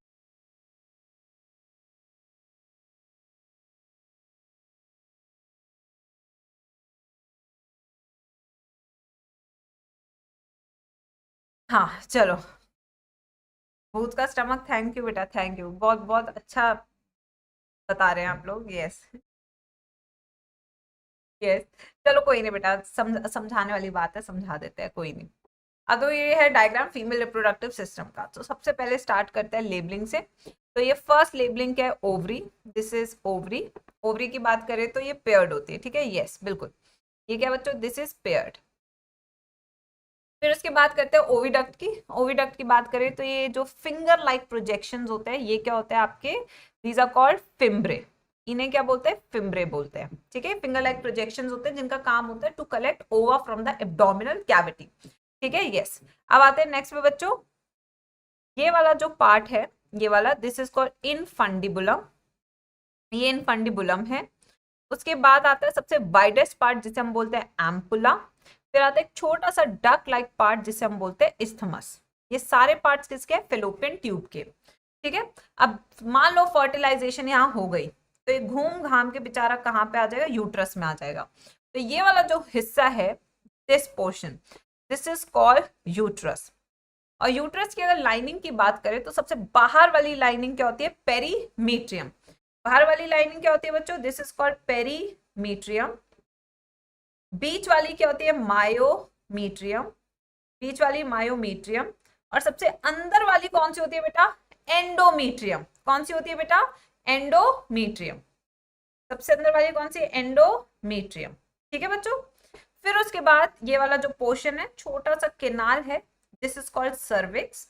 और सर्विक्स के जस्ट बाहर होता है वजाइना. तो अब इस पूरे डायग्राम को अब हम डिटेल में करने वाले हैं, इसकी सारी विशेषताएं लिखने वाले हैं. तो बच्चा पार्टी साथ देगी मैम का? बताओ, सारे आंसर बताएगी ना बच्चा पार्टी? चलो भाई, अब इनसे पूछते हैं आंसर, क्योंकि बहुत बार पढ़ा है। यस बिल्कुल, आ जाओ बेटा, आ जाओ, फर्स्ट टाइम लिखते हैं, फर्स्ट। तो फर्स्ट स्ट्रक्चर जो हम डिटेल में करने वाले हैं, दैट इज योर ओवरी। पहला स्ट्रक्चर हम डिटेल में कौन सा करने वाले हैं? ओवरी। तो अगर ओवरी की बात करें तो सबसे आउटर मोस्ट लेयर कौन सी होती है बेटा? कुछ ऐसा सा डायग्राम एनसीईआरटी ने बनाया, वही सेम डायग्राम हम भी बना रहे हैं। ये देखिए, तो यहाँ अटैचमेंट के लिए जो स्ट्रक्चर लिखा हुआ है वो क्या लिखा हुआ है? मीजोवेरियम। क्या लिखा हुआ है बच्चों? दिस इज कॉल्ड मीजोवेरियम, जो अटैचमेंट में हेल्प कर रहा है। ठीक है, जो बाहर वाला हिस्सा है ओवरी का उसे क्या बोलते हैं? कॉर्टेक्स। जो अंदर वाला हिस्सा है उसे क्या बोलते हैं? मेड्यूला। अंदर वाले हिस्से को क्या बोलते हैं? मेड्यूला बोलते हैं। ठीक है, बाहर वाला जो हिस्सा है, यहाँ पे प्रेजेंट होते हैं छोटे छोटे सेल्स जिनको हम बोलते हैं फॉलिकल्स। तो बाहर वाले हिस्से में क्या प्रेजेंट होता है? फॉलिकल। जबकि अंदर वाले हिस्से की बात करें मेड्यूला की, तो मेड्यूला में प्रेजेंट होगी ब्लड वेसल, प्रेजेंट होगी नर्व्स, प्रेजेंट होंगी लिम्फेटिक वेसल्स, प्रेजेंट होंगे लिम्फेटिक वेसल्स। तो ये सारी चीजें किसमें प्रेजेंट होती है? मेड्यूला में प्रेजेंट होती है। ठीक है बच्चों, अब इसकी सबसे बाहरी लेयर की बात करें तो इसकी सबसे बाहर वाली लेयर को हम कहते हैं जर्मिनल एपिथेलियम। सबसे बाहर वाली लेयर का नाम क्या है? Germinal epithelium. वहीं पे इसकी अंदर वाली लेयर का नाम क्या है? सेकेंड लेयर का, ट्यूनिका एल्बुजिनिया। क्या नाम है उसका? Tunica albuginea. ठीक है, वहीं पे अंदर वाला पोर्शन क्या है? ये सारा आपका कॉर्टेक्स एंड मेड्यूला है। ठीक है बच्चों, ओवरी का स्ट्रक्चर इतना ही, इससे डिटेल में हमें यहाँ पे अभी नहीं करना। अभी हम फॉलिकल्स करेंगे, तब हम हार्मोन इन सब के बारे में बात करेंगे। तब तक हम सेकेंड पार्ट पे चलते हैं, फेलोपियन ट्यूब। इसी फेलोपियन ट्यूब का दूसरा नाम होता है ओविडक्ट। क्या नाम है दूसरा? ओविडक्ट। फेलोपियन ट्यूब की बात करें तो इसकी लाइनिंग कौन सी होती है? नीट का सबसे favourite question, that is your ciliated, कौन सा है बच्चों? Ciliated कॉलुमनार epithelium. सिलिएटेड कॉलुमनार एपिथेलियम है। कौन सा है? Ciliated कॉलुमनार epithelium.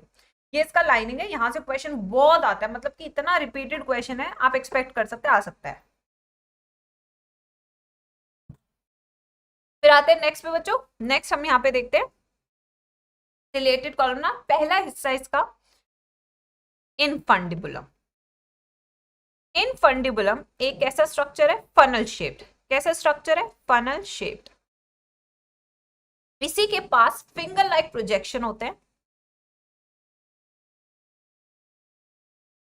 Finger like projection, वो फिंगर लाइक प्रोजेक्शंस क्या होते हैं बच्चों? Those finger like projection are fimbriae. और फिम्ब्रे का काम क्या होता है? कहां से कलेक्ट कर रहा है ओवा? कलेक्ट्स ओवा from abdominal cavity, from abdominal cavity. ठीक है बच्चों, उसके बाद इनफंडिबुलम के बाद कौन सा है बच्चों? इनफंडिबुलम के बाद सेकंड हिस्सा आता है एम्पुला। और अगर एम्पुला की बात करें तो ये सबसे वाइडेस्ट और ब्रॉडेस्ट पोर्शन है। कैसे बच्चों? Widest and broadest, widest and broadest. और यही साइट है किसकी? फर्टिलाइजेशन की। यहीं पे क्या होता है बच्चों? फर्टिलाइजेशन। तो अगर पूछ ले साइट ऑफ फर्टिलाइजेशन के, आपका आंसर क्या होगा? एम्पुला। फिर उसके बाद आते हैं इस्थमस। अगर इस्थमस की बात करें तो इस्थमस से क्या होता है? एक narrow passage joining with uterus.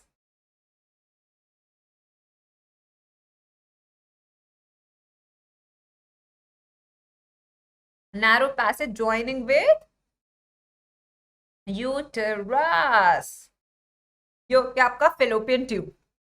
Done बच्चों, नेक्स्ट पे आते हैं। नेक्स्ट, अब नेक्स्ट में हम करेंगे यूट्रस के बारे में बात। थर्ड पार्ट है हमारा यूट्रस। अब यूट्रस की डिटेल्स देखते हैं बच्चों, बहुत मजा आने वाला है। यूट्रस सबसे पहले इन्वर्टेड पियर शेप्ड स्ट्रक्चर। ठीक है, it is inverted pear shaped, single है, अनपेयर्ड है। ठीक है, इसके रिमूवल को, PYQ है ये, इसके रिमूवल को हम क्या कहते हैं? हिस्टेरेक्टोमी। क्या है? हिस्टेरेक्टोमी। इसका मेन फंक्शन क्या होता है? To support implantation, site of implantation. Implantation क्या होता है? जब ज्वाइनिंग हो रही होती है किसकी? ब्लास्टुला की यूट्रस से, दिस इज कॉल्ड इम्प्लांटेशन। तो साइट ऑफ इम्प्लांटेशन क्या है? आपका यूट्रस है, ठीक है। उसके बाद इसकी लेयर्स के बारे में बात करते हैं। Let's talk about the layers. तो सबसे बाहर वाली का नाम क्या था बच्चों? सबसे बाहर वाली पेरीमीट्रियम। पेरीमीट्रियम, पेरीमीट्रियम सबसे बाहर वाली क्यों है? क्योंकि it is made up of just like serosa, ये बनी होती है areola connective tissue, areola connective tissue, और उसके साथ बनी होती है simple squamous epithelium, epithelium, and this is outer most, ये सबसे बाहर वाली होती है, ठीक है। यस, ये क्या होती है? सबसे आउटर मोस्ट, राइट बच्चों। Now next, second, captain Marvel कोई क्वेश्चन पूछ रहे हैं? नहीं नहीं नहीं, नहीं कैप्टन मार्वल नहीं है। Myometrium, myometrium. तो अगर मायोमीट्रियम की बात करें बच्चों, मायो सारी माया है बेटा, जिंदगी की सब माया है। मायोमीट्रियम किससे बनी है? Smooth muscles, smooth muscles, middle है, मिडल लेयर है, और किसमें हेल्प करती है? पार्चुरेशन में। It helps in the fetal ejection, ठीक है, हेल्प्स इन पार्चुरेशन। फिर उसके बाद आते हैं next, endometrium. Let's come to endometrium. अब एंडोमीट्रियम की अगर बात करें तो ये सबसे अंदर वाली है, ठीक है। It is glandular layer, glandular layer. अब एंडोमीट्रियम में भी दो लेयर्स होती है, कोई मुझे बता सकता है कौन कौन सी होती है? बच्चों को सब पढ़ा रखा है, बताओ जल्दी से। यस मैम, कैप्टन मार्वल लड़की है। अब बेटा हमें क्या पता चलता है? आप सोचो नाम से मैं कैसे पहचान लूं? बताओ जरा, तुमने मेरे लिए बहुत बड़ी सिचुएशन क्रिएट कर रखी है यूट्यूब पे। मैं नाम से कैसे पहचानू भाई? बताओ। तो यहाँ पे क्या बच्चों? सबसे पहले स्ट्रेटम बेजालिस, स्ट्रेटम बेजालिस। फिर कौन सी है? Stratum functionalis, stratum functionalis. अब बेजालिस की बात करें तो ये वो लेयर है जो हर महीने रीजनरेट होती है, ठीक है। This regenerates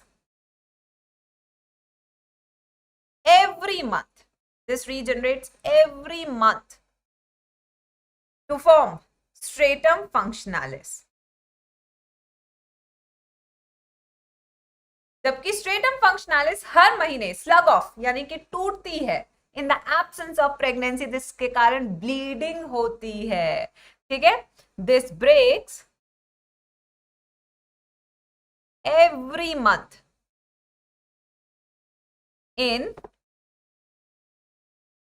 absence of pregnancy, in absence of what? in absence of pregnancy, ठीक है बच्चों। तो ये हो गया हमारी यूट्रस की कहानी। अब यूट्रस के बाद चलेंगे हम सर्विक्स पे।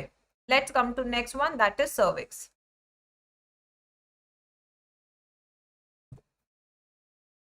बेटे स्पैमर्स को छोड़ो, अपना पढ़ाई पे ध्यान दो। हर क्लास में तुम्हें ज्ञान देना पड़ेगा क्या? नहीं देती अब ध्यान।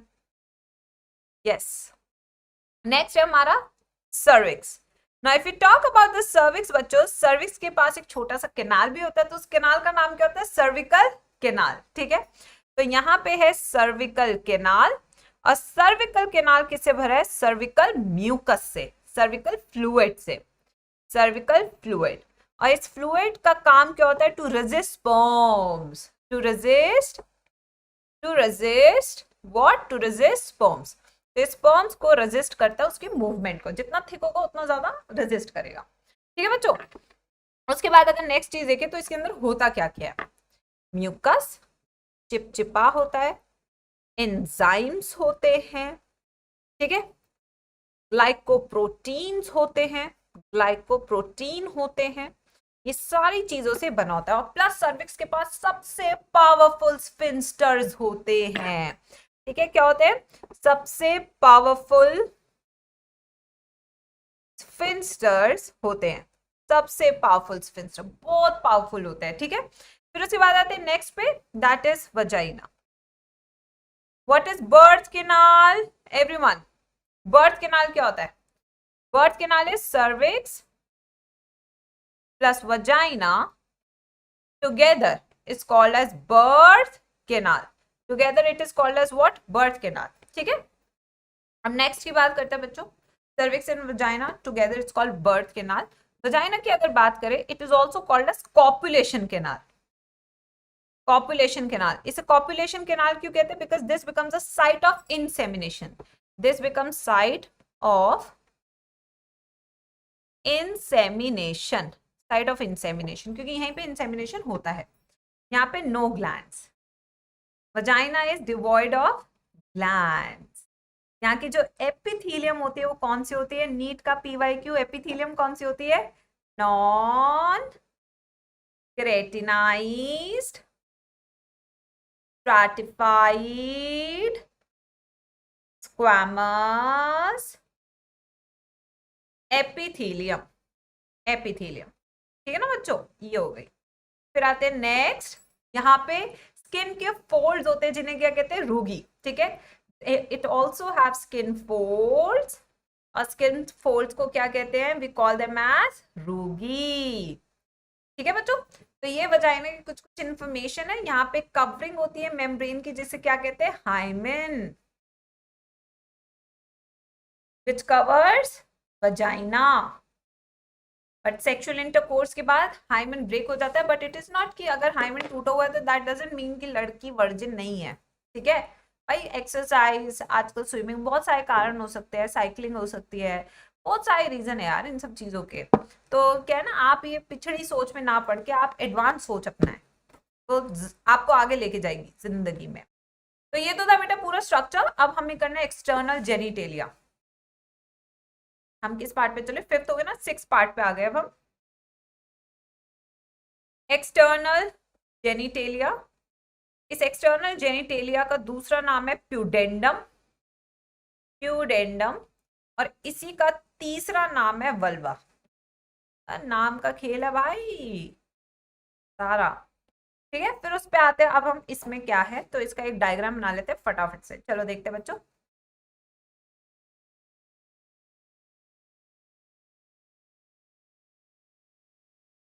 तो ये हम सबसे पहले मॉन्स प्यूबिस या मॉन्स वेनरिस बना रहे हैं. यहाँ से 2 लॉन्गिट्यूडनल बड़े फोल्ड्स निकल रहे हैं जिन्हें हम क्या कहते हैं? Labia majora. लेबिया मेजोरा के ऊपर वाले हिस्से में यहाँ पे यूरेथ्रल ओपनिंग है. यूरेथ्रल ओपनिंग के आसपास होते हैं पैरा यूरेथ्रल ग्लैंड्स. सबको दिख रहा है डायग्राम? फिर उसके बाद आते हैं हम ये रे vaginal opening. This is vaginal opening. इसके आसपास ओपनिंग ऑफ ग्लैंड है. This is called Bartholin gland. क्या बच्चों ये? This is called Bartholin gland. ये पीछे से ज्वाइन होता है through this very slim structure. This is called fourchette. अब आइए इसको लेबल कर लेते हैं बच्चों. Let's label this.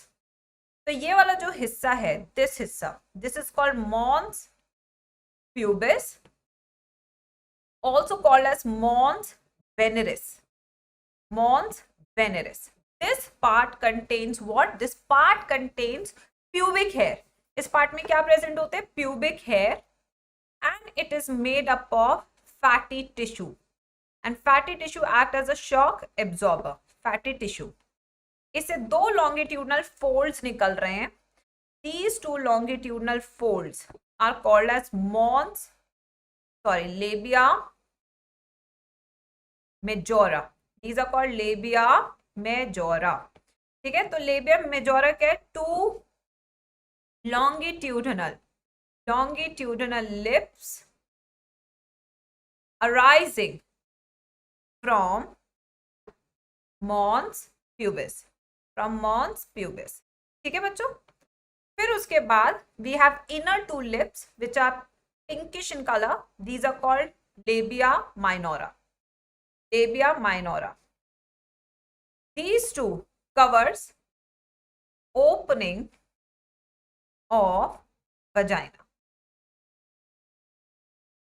ठीक है. Cover से better word is surrounds. Yes, surrounds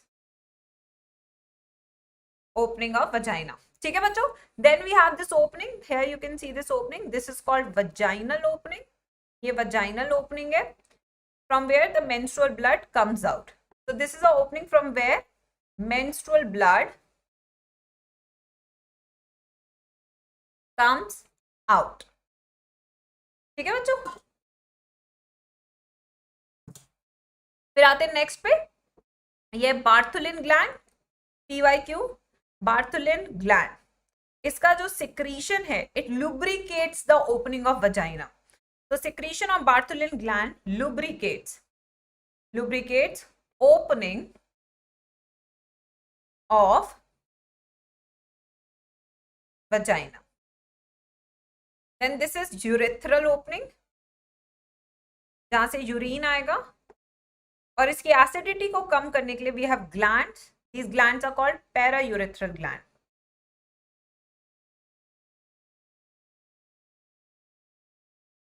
बना लो बच्चों डायग्राम, यस जल्दी बताइए एवरीवन, बनाया सबने?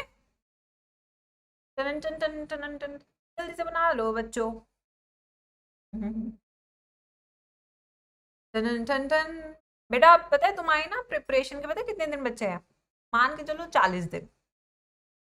यस, आप देखना यूट्यूब पे सारे टीचर सीरियस हो गए हैं, सब के सब आते हैं, खूब सारा पढ़ाते और चले जाते हैं, क्योंकि हमारी जितनी भी एनर्जी है ना इस टाइम पे वो सिर्फ चैप्टर को पढ़ाने में जाती है. सच बता रहे हैं, teaching on YouTube requires lot of energy. मतलब हम सेशन खत्म करते हैं we are drain out of energy. तो इस टाइम पे हम सोचते हैं कि हम जितना बोल रहे हैं वो पढ़ाने में यूज हो बजाय बच्चों से बातें करने में. बट वहीं जब 22 और 23 की क्लासेस शुरू होगी चैनल पे तो आप देखना हम फिर से वैसे ही हो जाएंगे. तो इट्स बिकॉज टाइम, वही है ना, टाइम जब आता है तो प्रेशर आप पे नहीं हम पे भी इक्वली बनता है. इट फील्स लाइक कि हर एक चीज इंपॉर्टेंट है, हर एक चीज. क्लिटोरिस बना लेते हैं, ये रहा क्लिटोरिस, ये रहा, यू हैव क्लिटोरिस हियर. यहाँ नहीं बनेगा, एक second.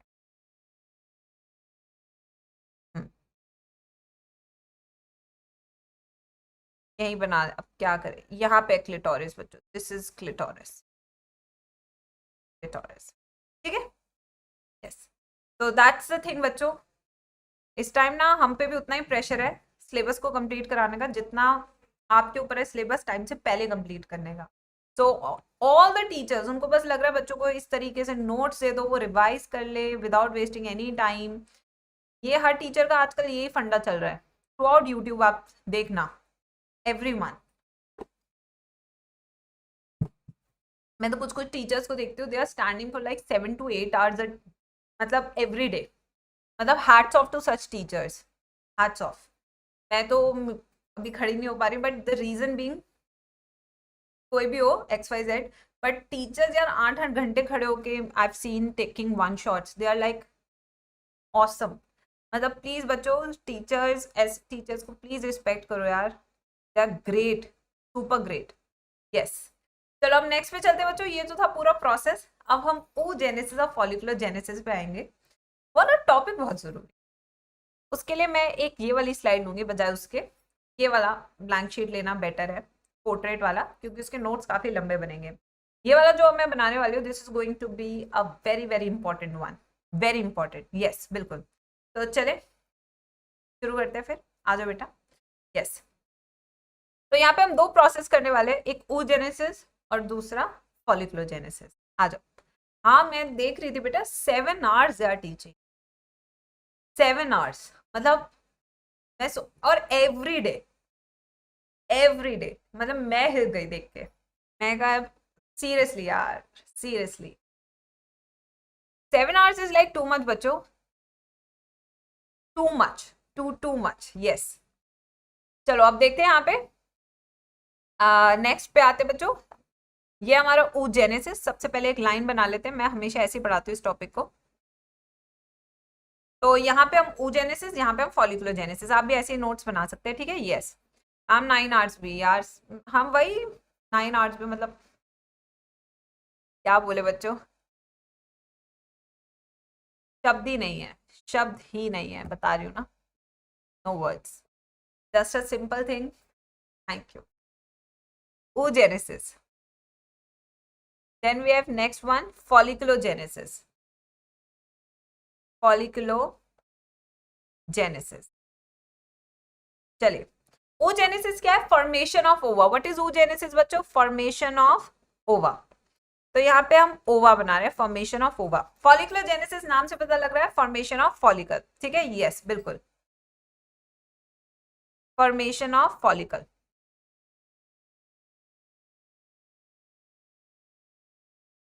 Now what is the difference between ओवा एंड अ फॉलिकल? ओवा अकेला होता है, ओवा के साथ जब उसकी सहेलियां मिल जाती है तो उसको हम क्या कहते हैं बच्चों? उसको हम कहते हैं फॉर्मेशन ऑफ फॉलिकल. ठीक है, यस. चलो नेक्स्ट आते हैं बच्चों oogenesis पे. लेट्स कम. अब oogenesis स्टार्ट कहाँ होता है? एम्ब्रियोनिक स्टेजेस पे. ठीक है, सो oogenesis इज अ प्रोसेस जो एम्ब्रियोनिक स्टेजेस पे शुरू हो रहा है, जबकि मेल के केस में स्पर्मेटोजेनेसिस कब शुरू होता है? कब शुरू होता है बच्चों? कब शुरू होता है? After puberty. ठीक है, तो यहाँ पे देखते हैं बच्चों, आ जाओ. तो यहाँ पे हमने सबसे पहले सेल लिया 2N, इसे हमने बोला oogonia. oogonia में हुई माइटोसिस. तो जब माइटोसिस होगा तो ऑफ कोर्स नंबर बढ़ेगा बच्चों. नंबर हम इसके बढ़ा रहे हैं, बहुत सारे oogoниas बन रहे हैं. देयर आर मिलियंस ऑफ oogoनियाज विच आर फॉर्म्ड. ठीक है, इनमें से कुछ ग्रो करते हैं. Growth in terms of factors like RNA, protein and everything. When they grow they become primary oocyte. They become what? Primary oocyte. ये primary oocyte बन गए बच्चों. अब primary oocyte तो बन गया, यानी कि इसमें meiosis 1 स्टार्ट हमने की. ठीक है, meiosis 1 starts but it gets arrested. ठीक है, तो यहां पे meiosis 1 starts, बट हुआ क्या? जो प्राइमरी oocyte था उसने कहा नहीं यार नहीं, अभी स्टार्ट तो हो गया बट काम करने का मन नहीं है. तो यहाँ पे primary oocyte arrested at prophase 1 diplotene. ये अरेस्ट हो गया और इस टाइम पे फीमेल का बर्थ हो गया, बच्ची का क्या हो गया? जन्म हो गया. ठीक है बच्चों, तो ये हो गया बर्थ. बर्थ के टाइम पे फीमेल की ओवरी पे जितने भी oocyte हैं वो सब के सब प्राइमरी oocyte है जो अरेस्टेड है किस पे? प्रोफेज 1 डिप्लोटीन पे. ठीक है बच्चों, अब चाइल्डहुड का टाइम है, यहाँ पे हॉर्मोन्स एब्सेंट होते हैं तो कुछ नहीं होगा. फिर चाइल्डहुड के बाद आते हैं किशोर अवस्था यानी कि प्यूबर्टी. ठीक है, प्यूबर्टी आ गई. अब जब प्यूबर्टी आई तो हॉर्मोन्स आए. हॉर्मोन्स कौन से आए? GnRH आया, LH आया, FSH आया. इन सारे हॉर्मोन्स की प्रेजेंस में meiosis 1 इज कंप्लीटेड. तो यहां पे हम लिख रहे हैं meiosis 1 कंप्लीटेड. तो जब meiosis 1 कंप्लीट हुई तो आपको कितने सेल मिलेंगे? 2 सेल मिलेंगे. बना लेते हैं. एक छोटा सेल मिला N और एक बड़ा सेल मिला N. तो ये अनइक्वल डिवीजन है. कैसी डिवीजन है बच्चों? This is unequal division. तो ये जो छोटा n है, ये जो छोटा n है इसको हम कहेंगे फर्स्ट पोलर बॉडी. क्या बोलेंगे इसको? First polar body, first polocyte. वहीं पे जो दूसरा सेल आपको मिला है this is called secondary oocyte. Secondary oocyte. अब ये जो सेकेंडरी oocyte है it starts meiosis 2. meiosis 2 start हुआ बट फिर से नालायक अरेस्ट हो गया. ये फिर से अरेस्ट हो गया और अब ये अरेस्ट किस पे हुआ है बच्चों? Arrested at metaphase 2. Metaphase 2 until fertilization. तो फर्टिलाइजेशन तक अब ये अरेस्टेड ही रहने वाला है. फर्टिलाइजेशन तक ये क्या रहने वाला है बच्चों? It is going to remain arrested. समझ में आया सबको? ये वाला पैराग्राफ सबको क्लियर है? एक बार जल्दी से बताओ चैट बॉक्स में. अब होगा क्या बच्चों? फर्टिलाइजेशन के बाद देखते हैं. मान लो फर्टिलाइजेशन भी कराते हैं. ठीक है, तो इसकी फेट देखते हैं कि आगे इसके साथ क्या होगा. Let's see the fate. 2 case है, या तो फर्टिलाइजेशन हो सकती है या नहीं हो सकती है. फर्टिलाइजेशन हो रही है, ठीक है, फर्टिलाइजेशन नहीं हो रही है. ये 2 केस हो सकते हैं, इससे ज्यादा क्या ही हो सकता है. अगर फर्टिलाइजेशन हो गई, ये सेकेंडरी oocyte है, अरेस्टेड है मेटाफेज 2 पे. अगर फर्टिलाइजेशन हो गई तो स्पर्म आ जाएगा, इसे फर्टिलाइज कर देगा, सिनगैमी हो जाएगी. तो यहाँ पे आपको 2 चीजें मिलेगी. एक मिलेगी सेकेंड पोलर बॉडी फर्टिलाइजेशन के बाद, और मिलेगा आपको ऊटेड। ऊटेड में सिनगैमी होगी, तब जाके आपको मिलेगा सिनकैरियन। क्या मिलेगा? सिनकैरियन। सिनकैरियन क्या होता है? जाइगोट। और अगर फर्टिलाइजेशन नहीं हुई तो फैगोसाइटोसिस, इस एग का फैगोसाइटोसिस हो जाएगा। खत्म, कहानी खत्म। तो ये दो केस हो सकते हैं, अगर फर्टिलाइजेशन हुई या फिर नहीं हुई। इतना सबको क्लियर है? एक बार जल्दी से बताएंगे बच्चों। तो सेकेंड पोलो बॉडी हमेशा कब बनती है? When is the second polar body formed? Second polar body is formed always after fertilization. First polar body is formed in each cycle. Her cycle में वो फॉर्म होती है। ठीक है बच्चों, अब आते हैं जरा फॉलिकुलोजेनेसिस पे। Let's come to folliculogenesis. तो फॉलिकुलोजेनेसिस की बात करें तो ये क्या है, यानी सपोर्टिंग सेल्स भी हम बनाने वाले हैं। चलिए देखते हैं। आओ बच्चों, मेरा इस चैप्टर का पार्ट 2 भी होगा, कल भी will be continuing this chapter. The chapter is very long and I don't want to do भागू भागू वाला काम। चाहूँ तो मैं इसको जल्दी कर आ सकती हूँ, but it's no point. I want to give you every single information जो आपके वन स्टॉप सोल्यूशन नोट्स होंगे। अगर इसके बाद आप एनसीईआरटी भी नहीं पढ़ेंगे तो भी चल जाएगा। एनसीईआरटी पढ़ोगे तो आपको एक एक लाइन भी मिल जाएगी। ठीक है, so I don't want to rush this chapter. आराम से कर लो, क्योंकि इस चैप्टर से 4 क्वेश्चन आएंगे, यानी 16 नंबर का चैप्टर हम कर रहे हैं। ठीक है ना, तो ये वाला टॉपिक कर लेते हैं, उसके बाद फिर हमारी पीवाईक्यू की क्लास है वो करेंगे। अब देखते हैं बच्चों प्राइमरी फॉलिकल। तो यहाँ पे डायग्राम बनाते हैं। ये आपका 2n है, प्राइमरी oocyte, तो इसके अंदर प्राइमरी oocyte लिखते हैं। ये प्राइमरी oocyte है। ठीक है, इसके आसपास 1 लेयर ऑफ ग्रैनुलोसा है। कितनी लेयर ऑफ ग्रैनुलोसा है? 1 layer of granulosa, and this structure is called primary follicle. तो व्हाट इज प्राइमरी फॉलिकल बच्चों? चलो इसके सारे पॉइंट्स लिखते हैं, इंपॉर्टेंट पॉइंट्स। प्राइमरी फॉलिकल वो फॉलिकल है जिसमें primary oocyte is surrounded by 1 layer of granulosa cell, 1 layer of granulosa cell। ठीक है, दूसरी चीज, at the time of birth, at the time of birth, at the time of birth, they are millions, they are millions in number, millions, लाखों में होते हैं। But at the time of puberty, but at the time of puberty, they become 60 to 80,000 per ovary।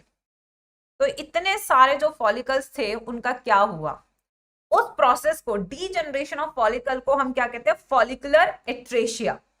तो क्या process हुई बच्चों? Follicular एट्रेशिया, यानी degeneration of follicles, यानी डीजनरेशन ऑफ व्हाट?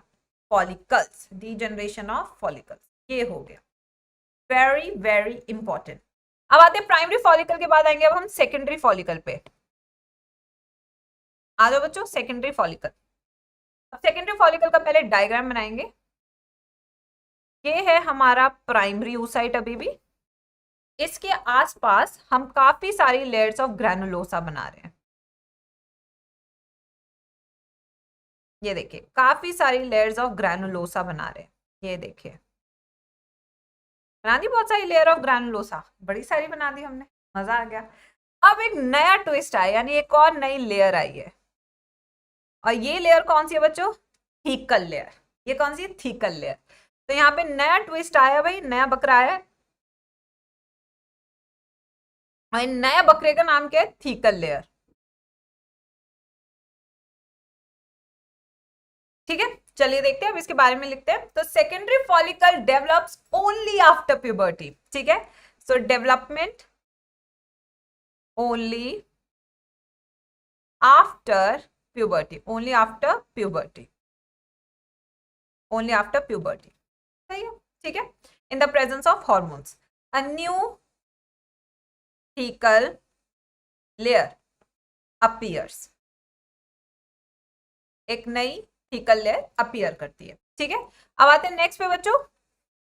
अब सेकेंडरी के बाद क्या बनाने वाले हैं? Tertiary follicle. तो टर्शरी में सबसे पहले हम बनाएंगे यहाँ पे सेकेंडरी oocyte। क्या बना रहे हैं हम? Secondary oocyte। तो प्राइमरी से सेकेंडरी oocyte यानी मियोसिस 1 तो कंप्लीट हो चुकी है, यानी कि क्या हो चुकी है? मियोसिस 1 कंप्लीट हो चुकी है। ठीक है, अब यहाँ पे हम जो सबसे पहली लेयर बना रहे हैं, अब देखो कलर्स बड़े सारे चाहिए होंगे। ये बन रही है जोना पेलुसिडा, ये बन रही है जोना पेलुसिडा। जोना पेलुसिडा के बाहर बन रही है कोरोना रेडिएटा, ये बन रही है कोरोना रेडिएटा, कोरोना रेडिएटा। फिर बन रहा है एक छोटा सा ब्रिज, और उस ब्रिज को हम क्या कहते हैं? Cumulus oophorus।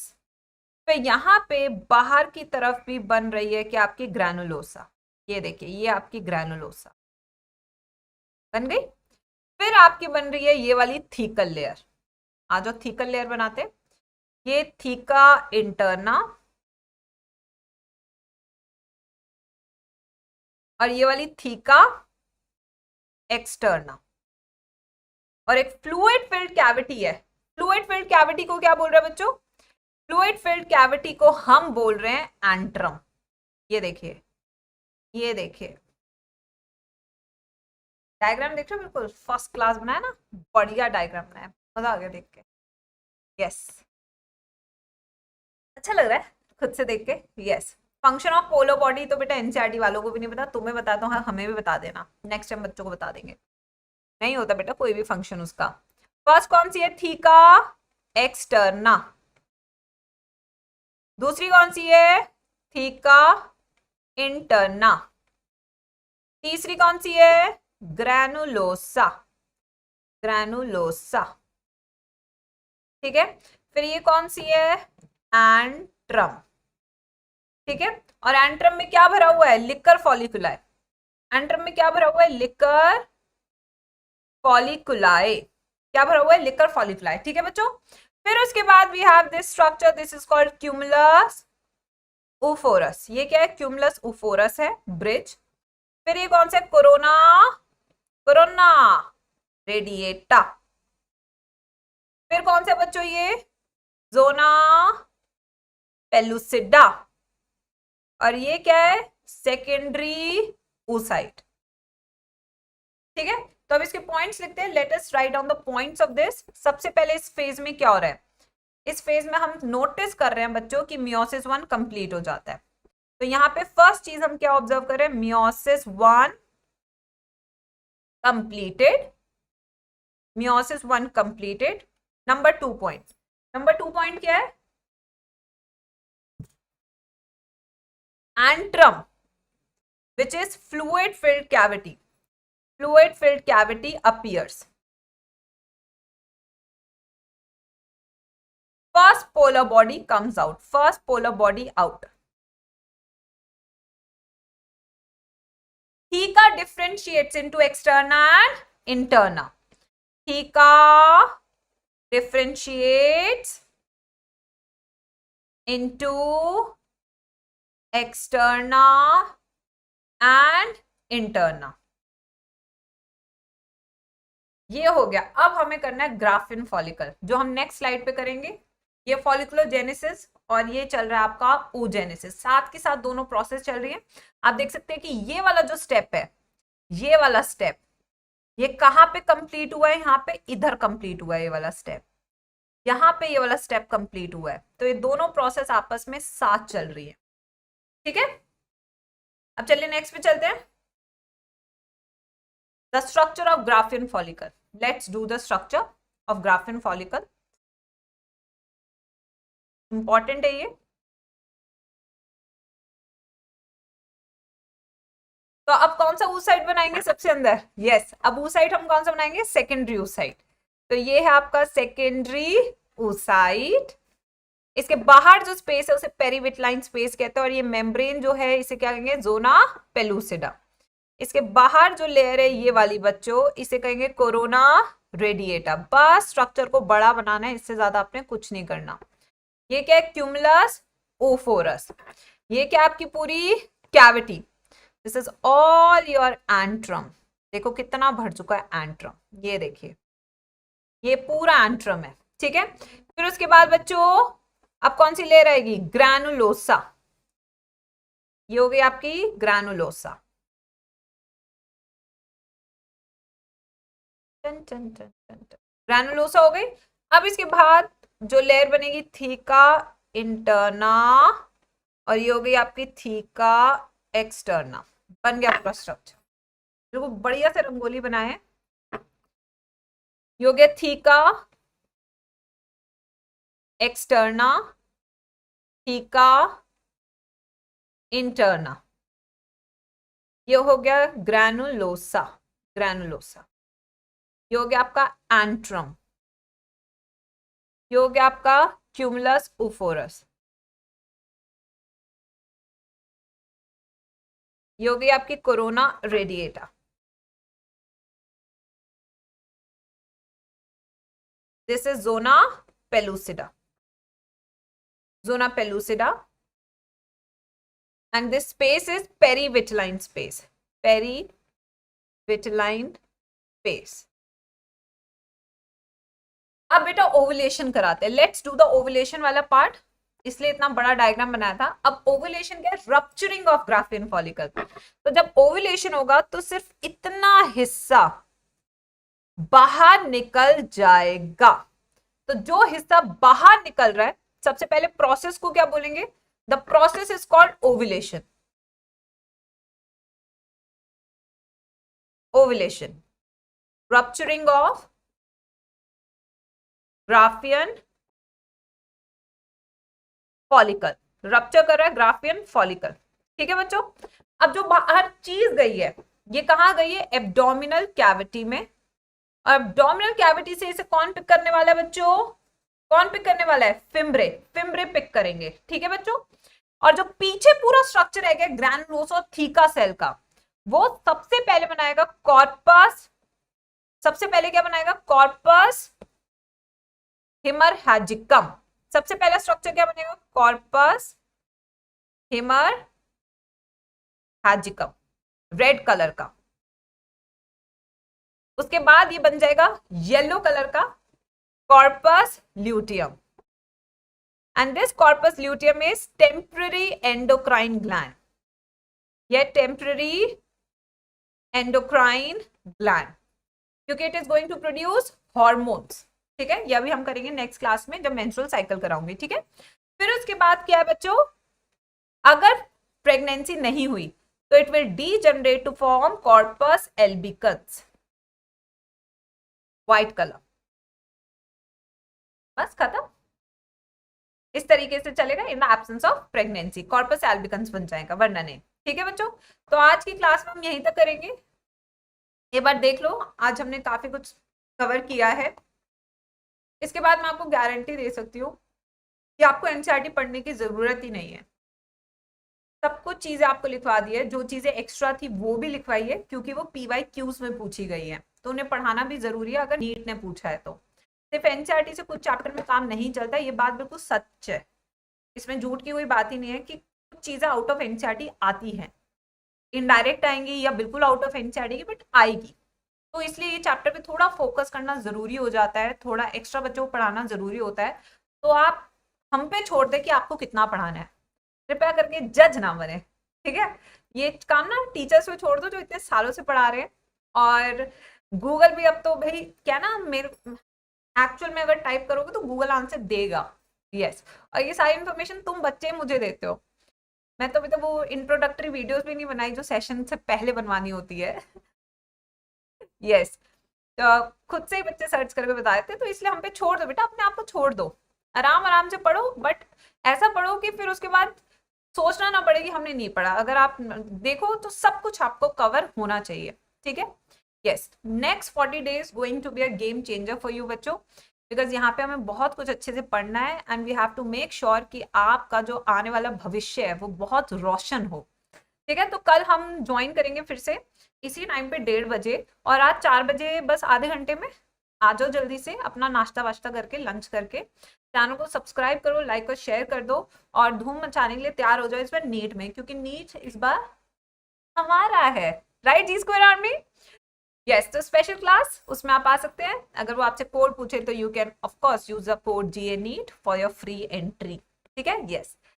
बेटा जब एक लेक्चर में आप बहुत अच्छे से पढ़ाते हो ना तो सुकून बहुत मिलता है। ऐसे जब आप अच्छे से पढ़ोगे ना तो आपको सुकून मिलेगा कि मेरे 2 घंटे काम के थे, वेस्ट नहीं थे। मैं अभी नोट शेयर कर देती हूँ, कीप रॉकिंग मेरे बच्चों। टेक